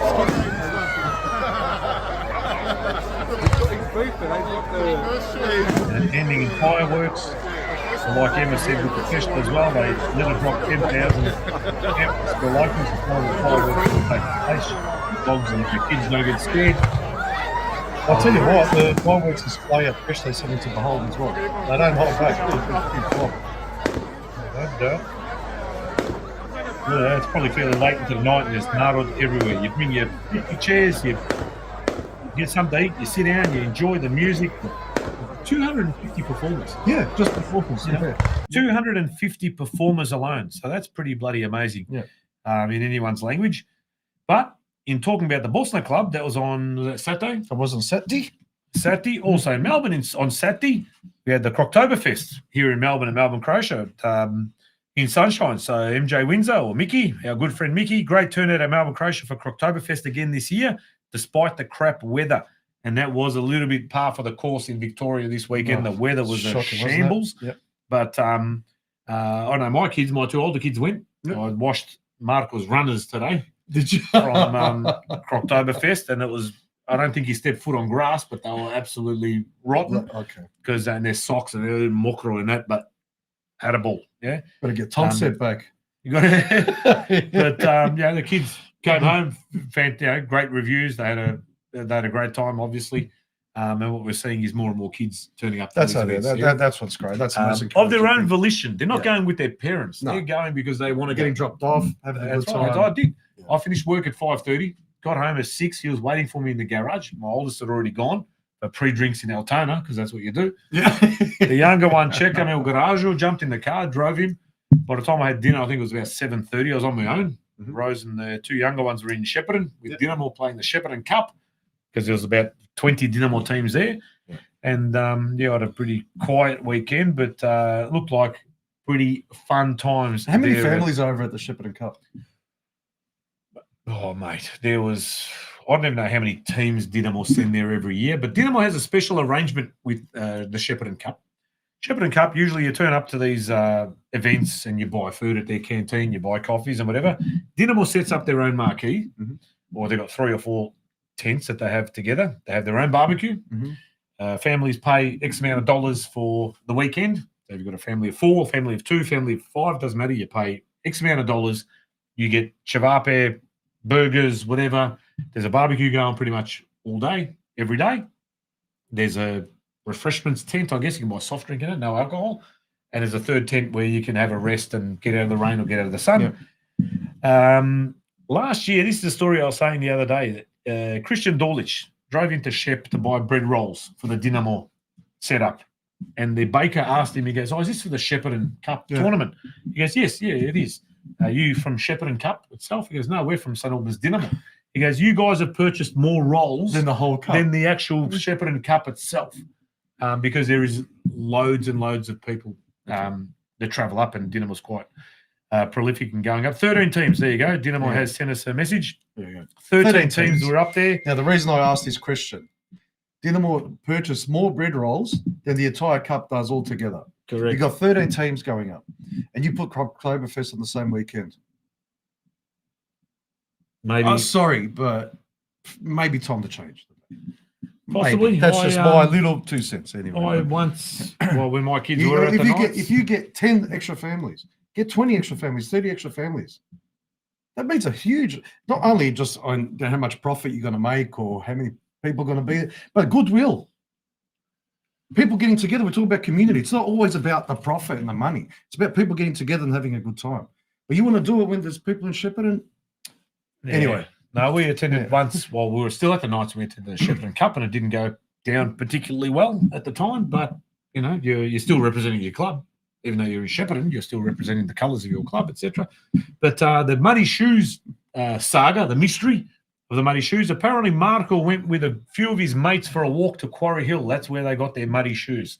Well, I came home with a lot of muddy shoes from Quarry Hill, and socks and red socks. Residue, I guess you'd call it. But Spolge, 10:23 p.m. We're getting the texts. Good time. We're getting the Brishko, the signals. Time to wrap it up. It's been good. It's been emotional. Good, mate. It has. I'm tired. I'm emotional. I'm a wreck. But Matty Gurbasha, Hilda Zuvela, Emma Šarić.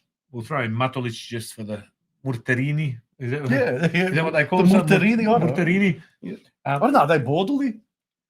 Technically, they are. I suppose. Look, for us, Borderly are the ones straight across from Zadar. They're all Borderly for us. Then you got where my dad's from. We call the people on the coast Borderly, right? Okay. As well. Okay. And then we get called Vlassi because we're 2 days up. Or the Vlay. But then the people from the cellar next door call us Shumski Borderly because we speak with the same dialect as the Borderly on the coast and the ones on the islands.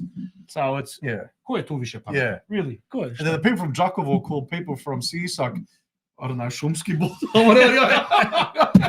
Well, what they used to call, my mum's cellar used to call the people in Podravska Moslavina, Pajdini.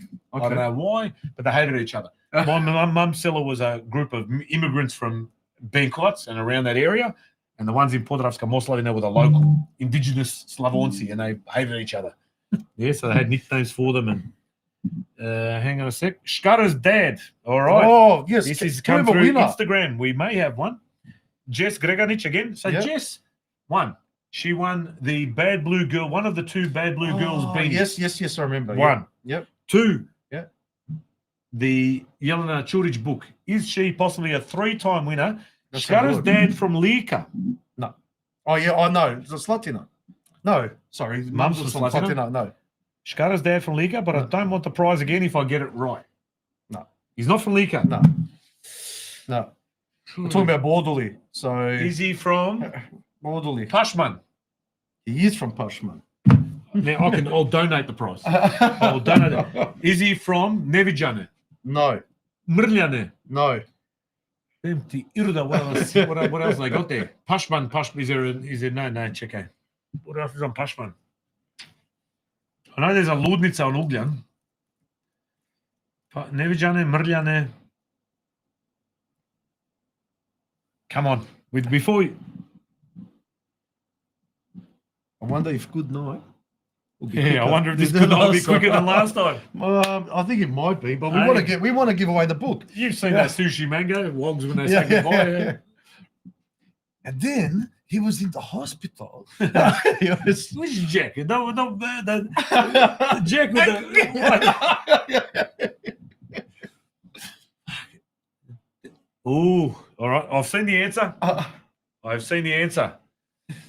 This place can be seen from my house. Oh, no way. Yes. Because that is, I once... Oh, if you've ever been to Sukoshan.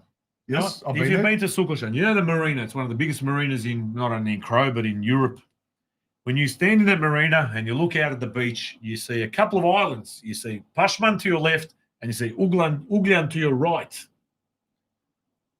What you can see, Kuklica is you can see it. That's where the discos were. You've got Mrljane and Nevijane and all these little villages and things. Pashman itself. And Pashman itself and Ugljan as itself. Where is, what's his name? Anthony Shkara, is it? Anthony Shkara. Anthony Shkara's Shkara name come from. So it's not Shkabrnja, it's not Polacha, it's not Lika, it's not Slatina, where his mummy's from. It is from Pashman. Now, look up Pashman. Look up towns. Up landmarks. Pashman. What is a landmark that may be possibly found? And it's worth the Google search because the book is amazing. I can't wait to get a copy of the book. It will be signed. And it will be signed. That's for right. you or your person of interest to receive this book as a prize. You want me to give away a bit of a clue? Yeah, I think they need it. Between Pashman and Ugljan, there is a bridge.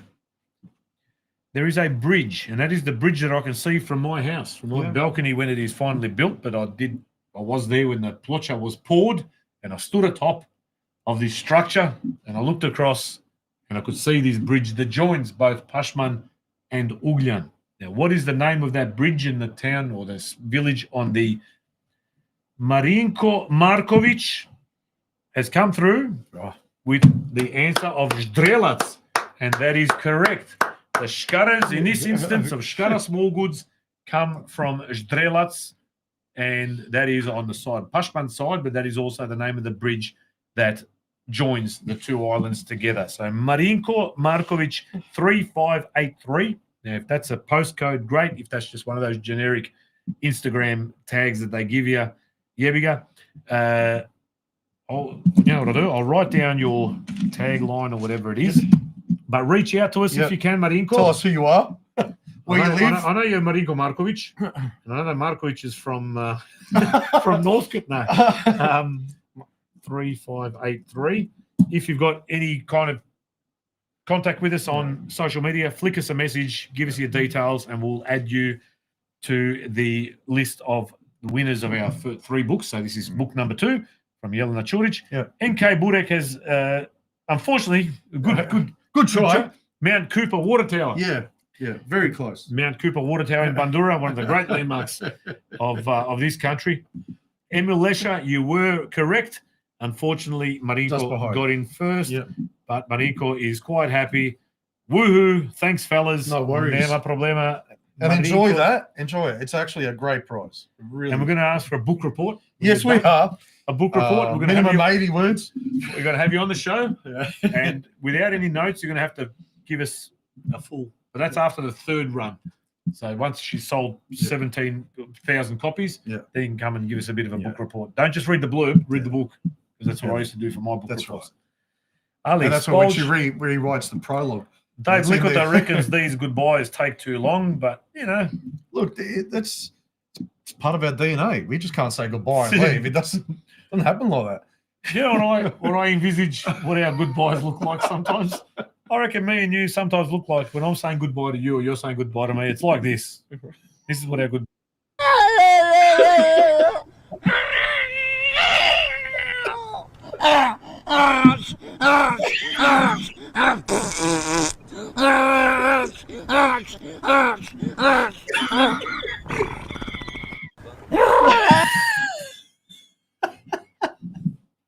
That was for Dave Lickota. Don't be a killer warmer. And that out of clip, that's it. Oh, it doesn't face. I had some more clips, but I'm saving them for next week. But next week, other guests, massive other guests we will be announcing as we hopefully get them. Ask them first. Rob Yakovlevich. Oh, yes. From the Garfield Pizzeria out there, who's now a massive sponsor. Yes, he is. Of our show. Make sure you get out there. Garfield, best pizza in the southeast. Damn straight, best pizza this side of the dividing ranges. Correct. There you go. You are very, very much formally invited to attend next Monday's show, and we'll throw you into the hot seat along with Mickey and George and myself and Spolge, and people malo ćemo popričati. We'll throw some dough in the air. We'll do whatever we need. We'll talk about. Do I bring the Gosney? Što je Gosney? That's a pizza oven. Oh, why not? We can throw some cevapi. Because you can never have enough cevapi. Can you put kobasice in it? What can you put in it? It's hot, mate. It's like 400 degrees in there. You can't cook a lot. You know, you could probably do a steak in there because it will probably appreciate the high heat, intensive. But I've got a electric picker. Yeah, I'll just pull it out. You're going to finish it by the time we'll do 3 pickers by the time we finish this show. We'll get 3, 4 going. But Mario Kavar, obviously he's invited because he's got kobasice there from him and Nick Chorich. I've heard about these kobasice. We're going to try this London kobasice. Succulent kobasice. What are you charging me for? A kobasice? A succulent kobasice. Fucking Mario Char kobasice. True that. No, we'll figure something out. But so we're not going to have a massive crowd in. No.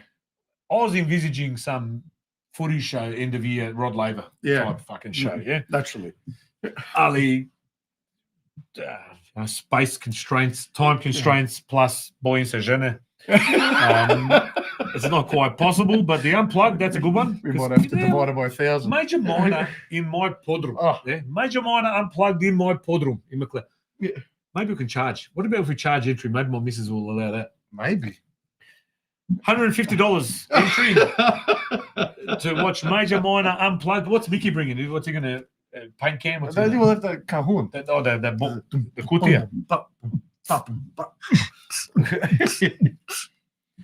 And Georgie Boy, the acoustic guitar. I suppose so. I've been writing a song just especially for next week. Yeah, you said we've talked about that live. I want to play it on my guitar. I want to show people that I can actually play the instrument. It's only 2 chords. Well, they know you can play the mouth organ. I've got a squeeze box. I've got 2 squeeze boxes on it. Oh, here we go. Yeah. Is it even tuned? No. It's rusted. It's moshka bat. Ali, I do have a song that I've been working on for next week live, guitar, and if I can tune my guitar with George's, maybe we can do it together. Okay. And I'll send you the lyrics and we'll harmonise. Fuck. Peter Finker, hang on a sec. What's he saying? Just to prepare your wife's next week's show will be another 6-hour extravaganza. It may well be. I've been told to Uber it. Uber. So I don't know if that tells you anything. Oof, could be our last show. I know, but Stella is also invited. Imagine we just saw the Zaspali. You get that Satran, that Zaspish, and it just records. It keeps going. You forgot the thing was still on. Taught you a true story. Moya Jena loves that Korean band, the boy band BTS. You ever heard of BTS? No. Probably never heard of BTS. BTS is probably the biggest band in the world at the moment. Right? Really? They sold out Times Square in and had more people attend in 30 minutes that they advertised it than the New Year's gets. This in is Times Square. Asian pop. Like that's gone nuts. But he's been these guys done with Justin Bieber and Dua Lipa. This one of them has a podcast, and he invited one of the other ones. Only many fees gleda you neka whiskey. Ali Jungkook attended. Jungkook attended Sugar's podcast, whatever it was, or Blanga, listen. Yeah. He's Zaspali. No. And there was like 14 million people still watching this podcast of these two morons sleeping. Like this. And they kept watching. It was the biggest rating show on YouTube for whatever the platform they use over there, if they're allowed to. And they wonder why we talk about the decline of Western civilization. Mogli bi mi isto zaspati malo, and then we'll wake up and we'll be back to we'll go K-pop. There you go, Mars Jupiter. He knows BTS, K-pop. Yeah. I was in Korea in May. I know. Tell us a bit about that. I'll tell you what, it was better than what I expected. Yeah. I was scared, skeptical. Look, I've only ever been for a holiday once to Fiji. Yeah, but Fiji is just a resort. Every other holiday has been to Crow. I've never been. I've been to went to Paris my honeymoon for Vardana and Rome, whatever. That was all just to get it out the way. And to Chaplin. Yes, look, Žito Mislići, just outside Chaplin. But Korea was bloody fantastic. I'll tell you what. Similar to us in terms of there's a hierarchy of how you speak to people. Okay. TV or whatever. Okay. They have that stick to this day, But they've got names for if you're a bloke that's a little bit older, you got a certain fucking title. Yeah, okay. If you're younger, if you're an older person, like a study. So it's not just TV. Like there's actually a few. It's structured. It's clean. It is. They eat a lot of meso. They're like us. Meso and kupus. Yeah, they call it kimchi. It's kisali kupus. Yeah, kimchi. Just a bit of paprika in there. They do the. No shit. I didn't eat noodles in 9 days. I didn't touch noodles in 9 days. I just say meat, which you barbecue, you spržiš yourself on this some plocha and kupus, maybe malo, whatever broccoli and shit like that. Are they fairly basic food like us? Very respectful. It's American, very American influence, but also very traditionally Asian at the same time. So it's a fusion, a merge. Just kulturni. I don't know, man. I was not surprised. Look, I've never been to Thailand, never Bali. I don't necessarily want to go I've been to there. Bali, but I've been to Thailand. Ja se bojim da ću doći kući bolestan I umrit within 4 days. Thailand makes me sick, actually. That was Sodom and Gomorrah. Yeah. Honestly. Ali, Korea, yes. Go back 1,000 times, yes. We're planning to go to Japan. Again, looks like just a quirky place. It's Western, it's Asian, it's Ali structured nekako. It's a democracy. Ali red. Yeah. It's not like China where the red is forced and there's still no red. Korea, there is red. Yeah. That's because it's in the culture. I saw one homeless person. Okay. I saw one homeless person in 9 days. Yeah. I saw one item of rubbish litter on the ground, a McDonald's Coke cup. And that would have been We took photos of it. It would have been a tourist. Yeah, it would have been some pig, Aussie fucking. Like us. It was probably me, but the day before.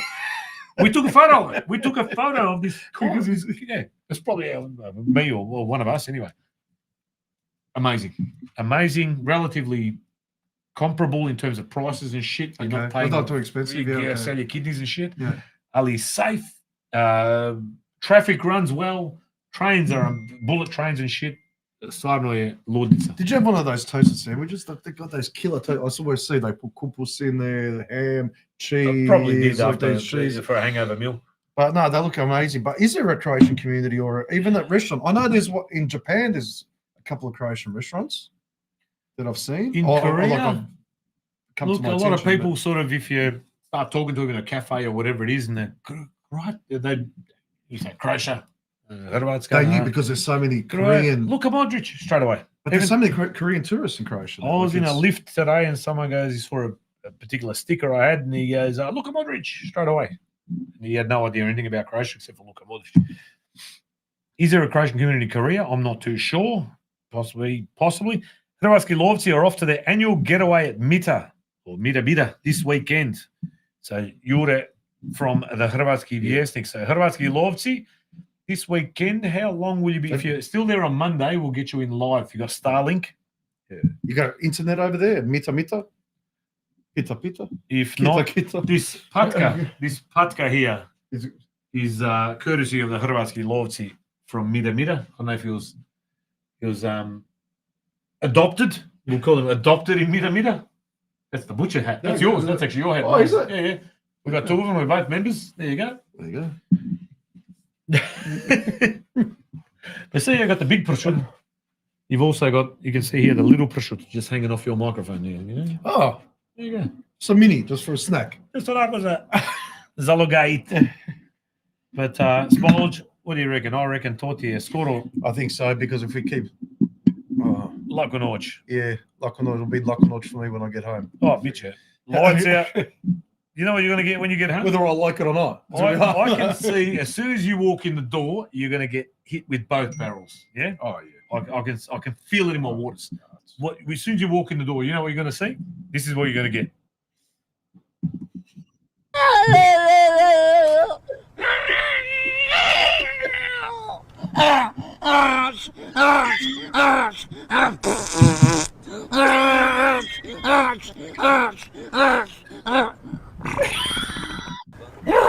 And then after that, you're going to get this.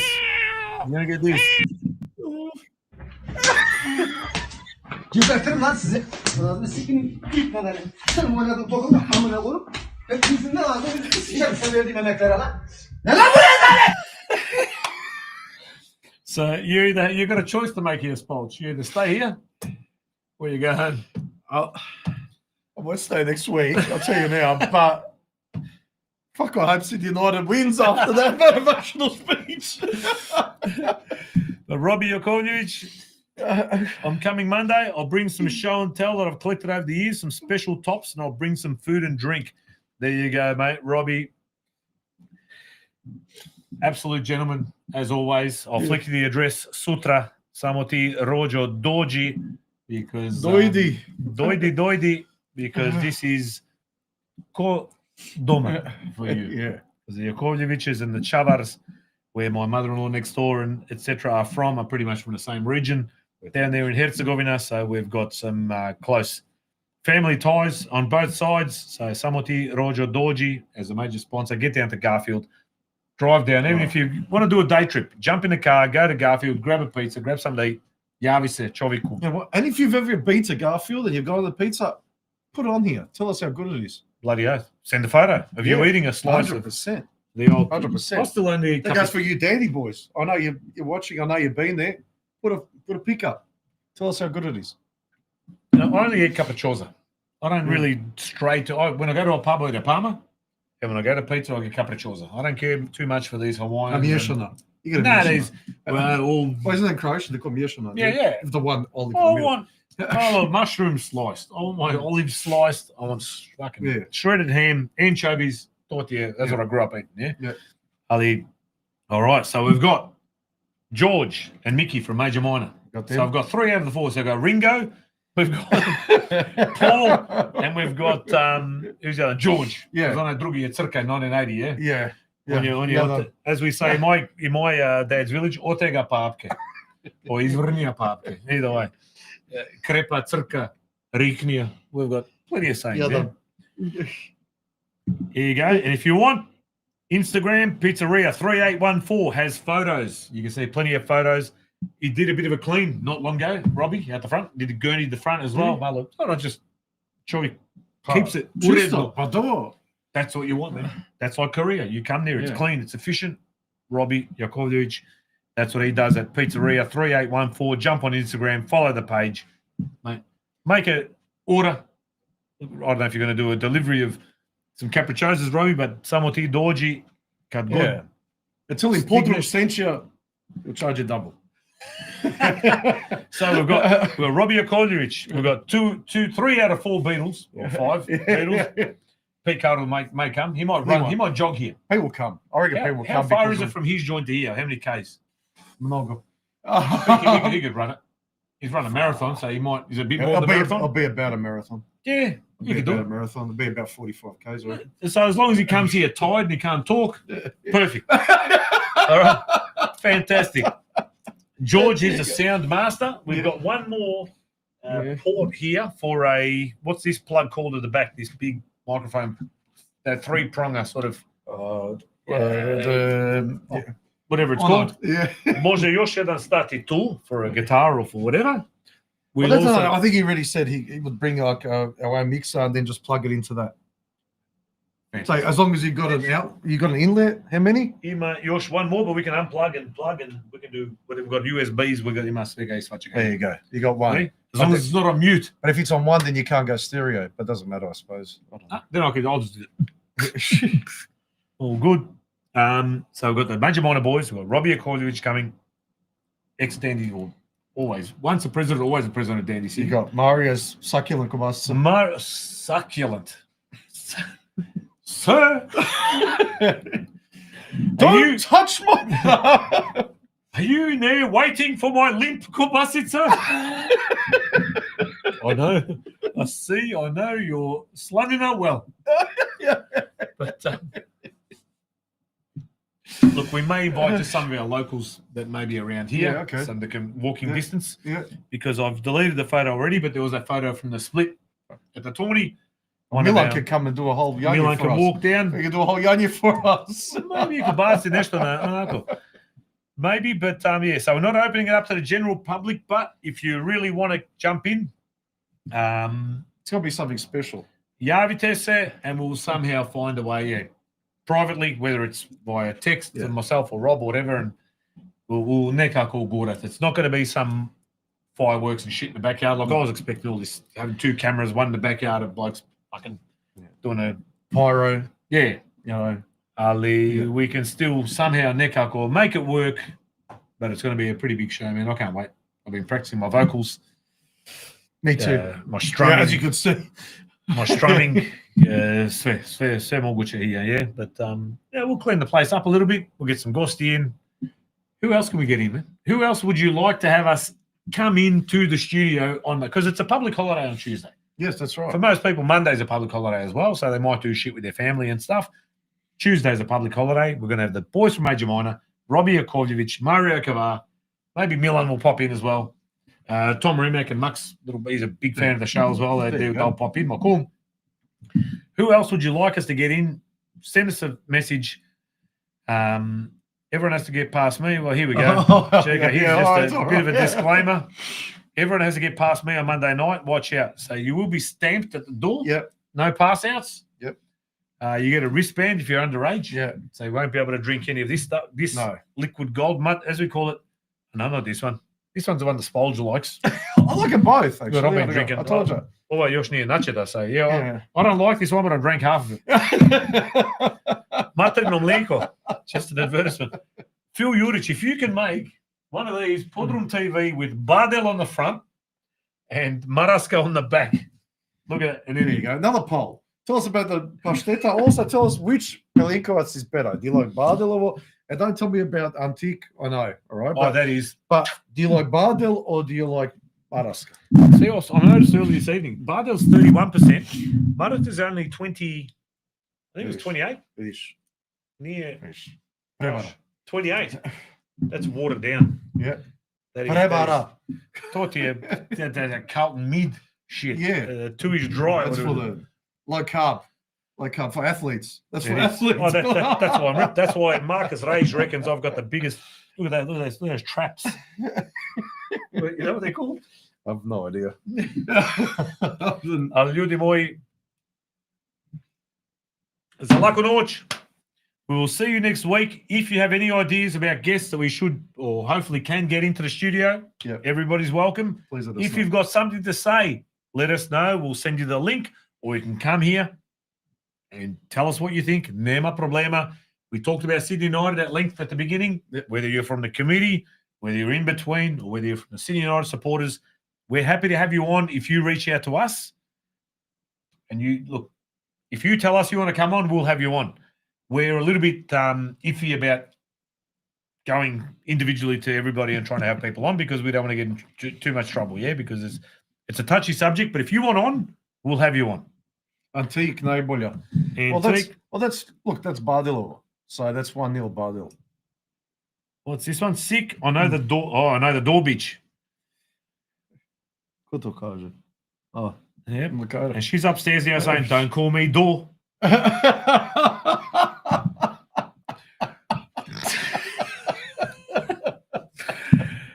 Vice Baždarić, Antique najbolja. It is. I reckon I've got to get a couple of bottles of Antique for next week. Just on za laku noć. Actually, you know what? Better get that Bard. You haven't had the Bardel blue label rakija yet, Šljiva. Bardel blue label Šljiva. I'm bringing that next week. All right. I'll bring this other stuff that's called Korlat Aronia or something. I've had that. Have you? What is it? It's a type of like rakia, but I don't know what the hell is Aronia. It's what is it? I don't even know what it is. It's all right. It's all right. NK Buddha, can you get Rose to call Danny to get my permission slip signed and returned? I'm sure we can pull something off. Danny plays tennis Mondays, so I reckon by the time she finishes her doubles match, mixed doubles, you'll be that mangled that you don't have to be ball boy. Done. Mars Jupiter, for your information, All Saints this Saturday, All Souls Day this Monday. No, it's Sunday. It's first, second, and the third. Monday's the third. Oh, yes. No, so Sunday's the... Check it out. Sunday's All Souls. Yes. Da. No, check it. Calendar. Saturday's the first. Yeah, Saturday. So Saturday's Svi Sveti, and then... Svi Sveti. Sunday is Normalna Misa, and Monday is Arseholes Day. Does it go like that? What is it going to fall on the second, or does it just go because it's Sunday's Misa? I don't know. No, if Svi Sveti is Saturday. Yeah. Tim Balaban, Antique Dupli. Is there a Dupli Antique, or you just do a Dupli? I think just a Dupli intake. Oh. We could do a Dupli intake. No Everyone worries. likes the Antique, obviously. That's the mate. I took that. Speaking of shepherding, I took my first ever bottle of Antique. I hadn't even tried it. Bought it at Flox Wines, the importer here in Thomastown. Got it there. Went to shepherding.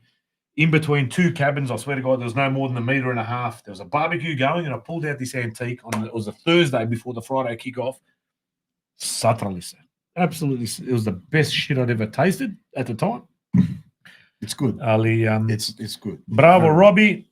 Bardel Blue Premium Zarkon. See, there you go. Thank you, SK. Anyone that's had it, they're gonna, mate. It's the smoothest commercially produced rakia you've ever had, mate. So it's rakia. It's Bardel level, but it's just better. It's smooth. Like, you know what? You have it, and it's not. You don't get that sort of smack afterwards. You know, like it's just smooth. So you don't end up at the Kiselina wine mixer. No, it's good. It's actually really, really good. All right, so we've still got some. Look, the viewers have dropped off, so I think it is time to go. Ljudi boy, episode 15 done, dusted. We will say laku noć to you all. Nama je svima sutra radit, and vi koji niste gledali i danas radite, enjoy the rest of the show that you missed out on last night. But like I said earlier, I've used the same intro clip, but I've added a new song for the outro clip. And if you have a listen to it, listen to the words carefully, because Emma, Hilda, Gurbasha, myself, Rob, and everybody else have been talking about this shit for weeks. Comes down to one thing. Yeah, have a listen to the song. There's a simple slogan or a simple message coming through. I don't want to give too much away, but as we say in the old country, Istog smo roda. Have a listen. See you all next week. Live show again. And a huge thank you to all of our guests tonight as well. Thank you for joining us. Always. With a massive week they've got on their hands. They've still managed to turn up to us. Matty Gurbasha from playing, training, did the interview. Hilda's got the 75th anniversary of the Dom, plus the Lennox Zava, also pretty much close to 75 years. Emma Matulich Šarić is in Fremantle for work. talking about the festa, talking about the Crow women in leadership, talking about the Royal Bull. Ljudi moji, there's a lot of people that do absolute. Remove feast day to Monday. Okay, thank you. Thank you for clarifying. No worries. Okay. Shishmish, thank you for your kind words. Great show, guys. Thank you for listening or watching and for still staying awake. Mars Jupiter asks, Sooks on Monday, All Souls on Monday because it falls on Sunday. Yeah, no, thank you. Thank you for clarifying. No, all good, nema problema, but Monday we will pay our respects to all those that have passed before us. Absolutely. And mi ćemo lijepo, look, it's the 3rd of November. Was it Monday? 3rd? Monday's 3rd of November. 3rd of November, so technically it's not All Souls Day, so možemo zapivat. And light our candles. We'll be here till the 4th. Exactly right. Ali, ljudi moji, thank you. Join us next Monday. Again, 7:30 start. We're going to have plenty of people in terms of guests. Some people may be allowed to join us. We're going to go past the lady upstairs to give you the fucking stamp and the wristband. Ali, we look forward to next week very, very much. It's going to be a long weekend for everybody and enjoy here in Victoria. Yeah. Maybe not interstate, but it's going to be a long one, maybe. If we've got an unplugged session here, it's going to be bigger than Nirvana, bigger than Elvis Presley at Las Vegas in his leather jumpsuit. It's going to be huge. Iruda. My God, hang on, who else we got? We did Piyuk in here as well? Or? I don't know. He has to come from Geelong, so I have to ask the question. Oh, I'll fill in on the squeeze box. I'll fill in on the squeeze box, unless the Kvesic boys want to come in with their violins and squeeze box. Well, they're everywhere else, so they might as well come here. You know what? If we can get the major minor boys, the Kvesic boys, we'll get Emma from More. We'll get bloody. This is going to be like the all together. Moja do. Oh my God! Yes, we're going to have fucking Jastas Lokic next to Ivo Fabian, crossing over to Arsen Dedic and Ciro Gašparac, all in the one show. Yeah, that's it. It's going to be amazing. Može biti svega. Svega I svačega može biti. Oh. Ljudi moji, again. Ima snagu zlatnog žita. Ima oči boje mora. Oh, finish up. Okay, no worries. All right, we're done. We're done. I've got a video message from Rose upstairs. Have you? Yep. Oh wow. Rose just sent me a video message. Did she really? Yep.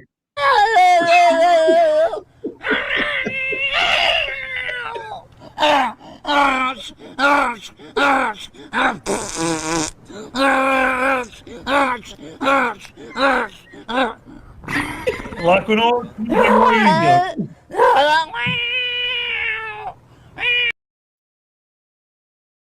Jer istog smo roda, iste smo loze, krv nije voda, nisu ni suze, isto je more i ovo sunce, stavilo pečat na dušu i srce. Istog smo roda, iste smo loze, krv nije voda, nisu ni suze, isto je more i ovo sunce, stavilo pečat na dušu i srce. Jer istog smo roda.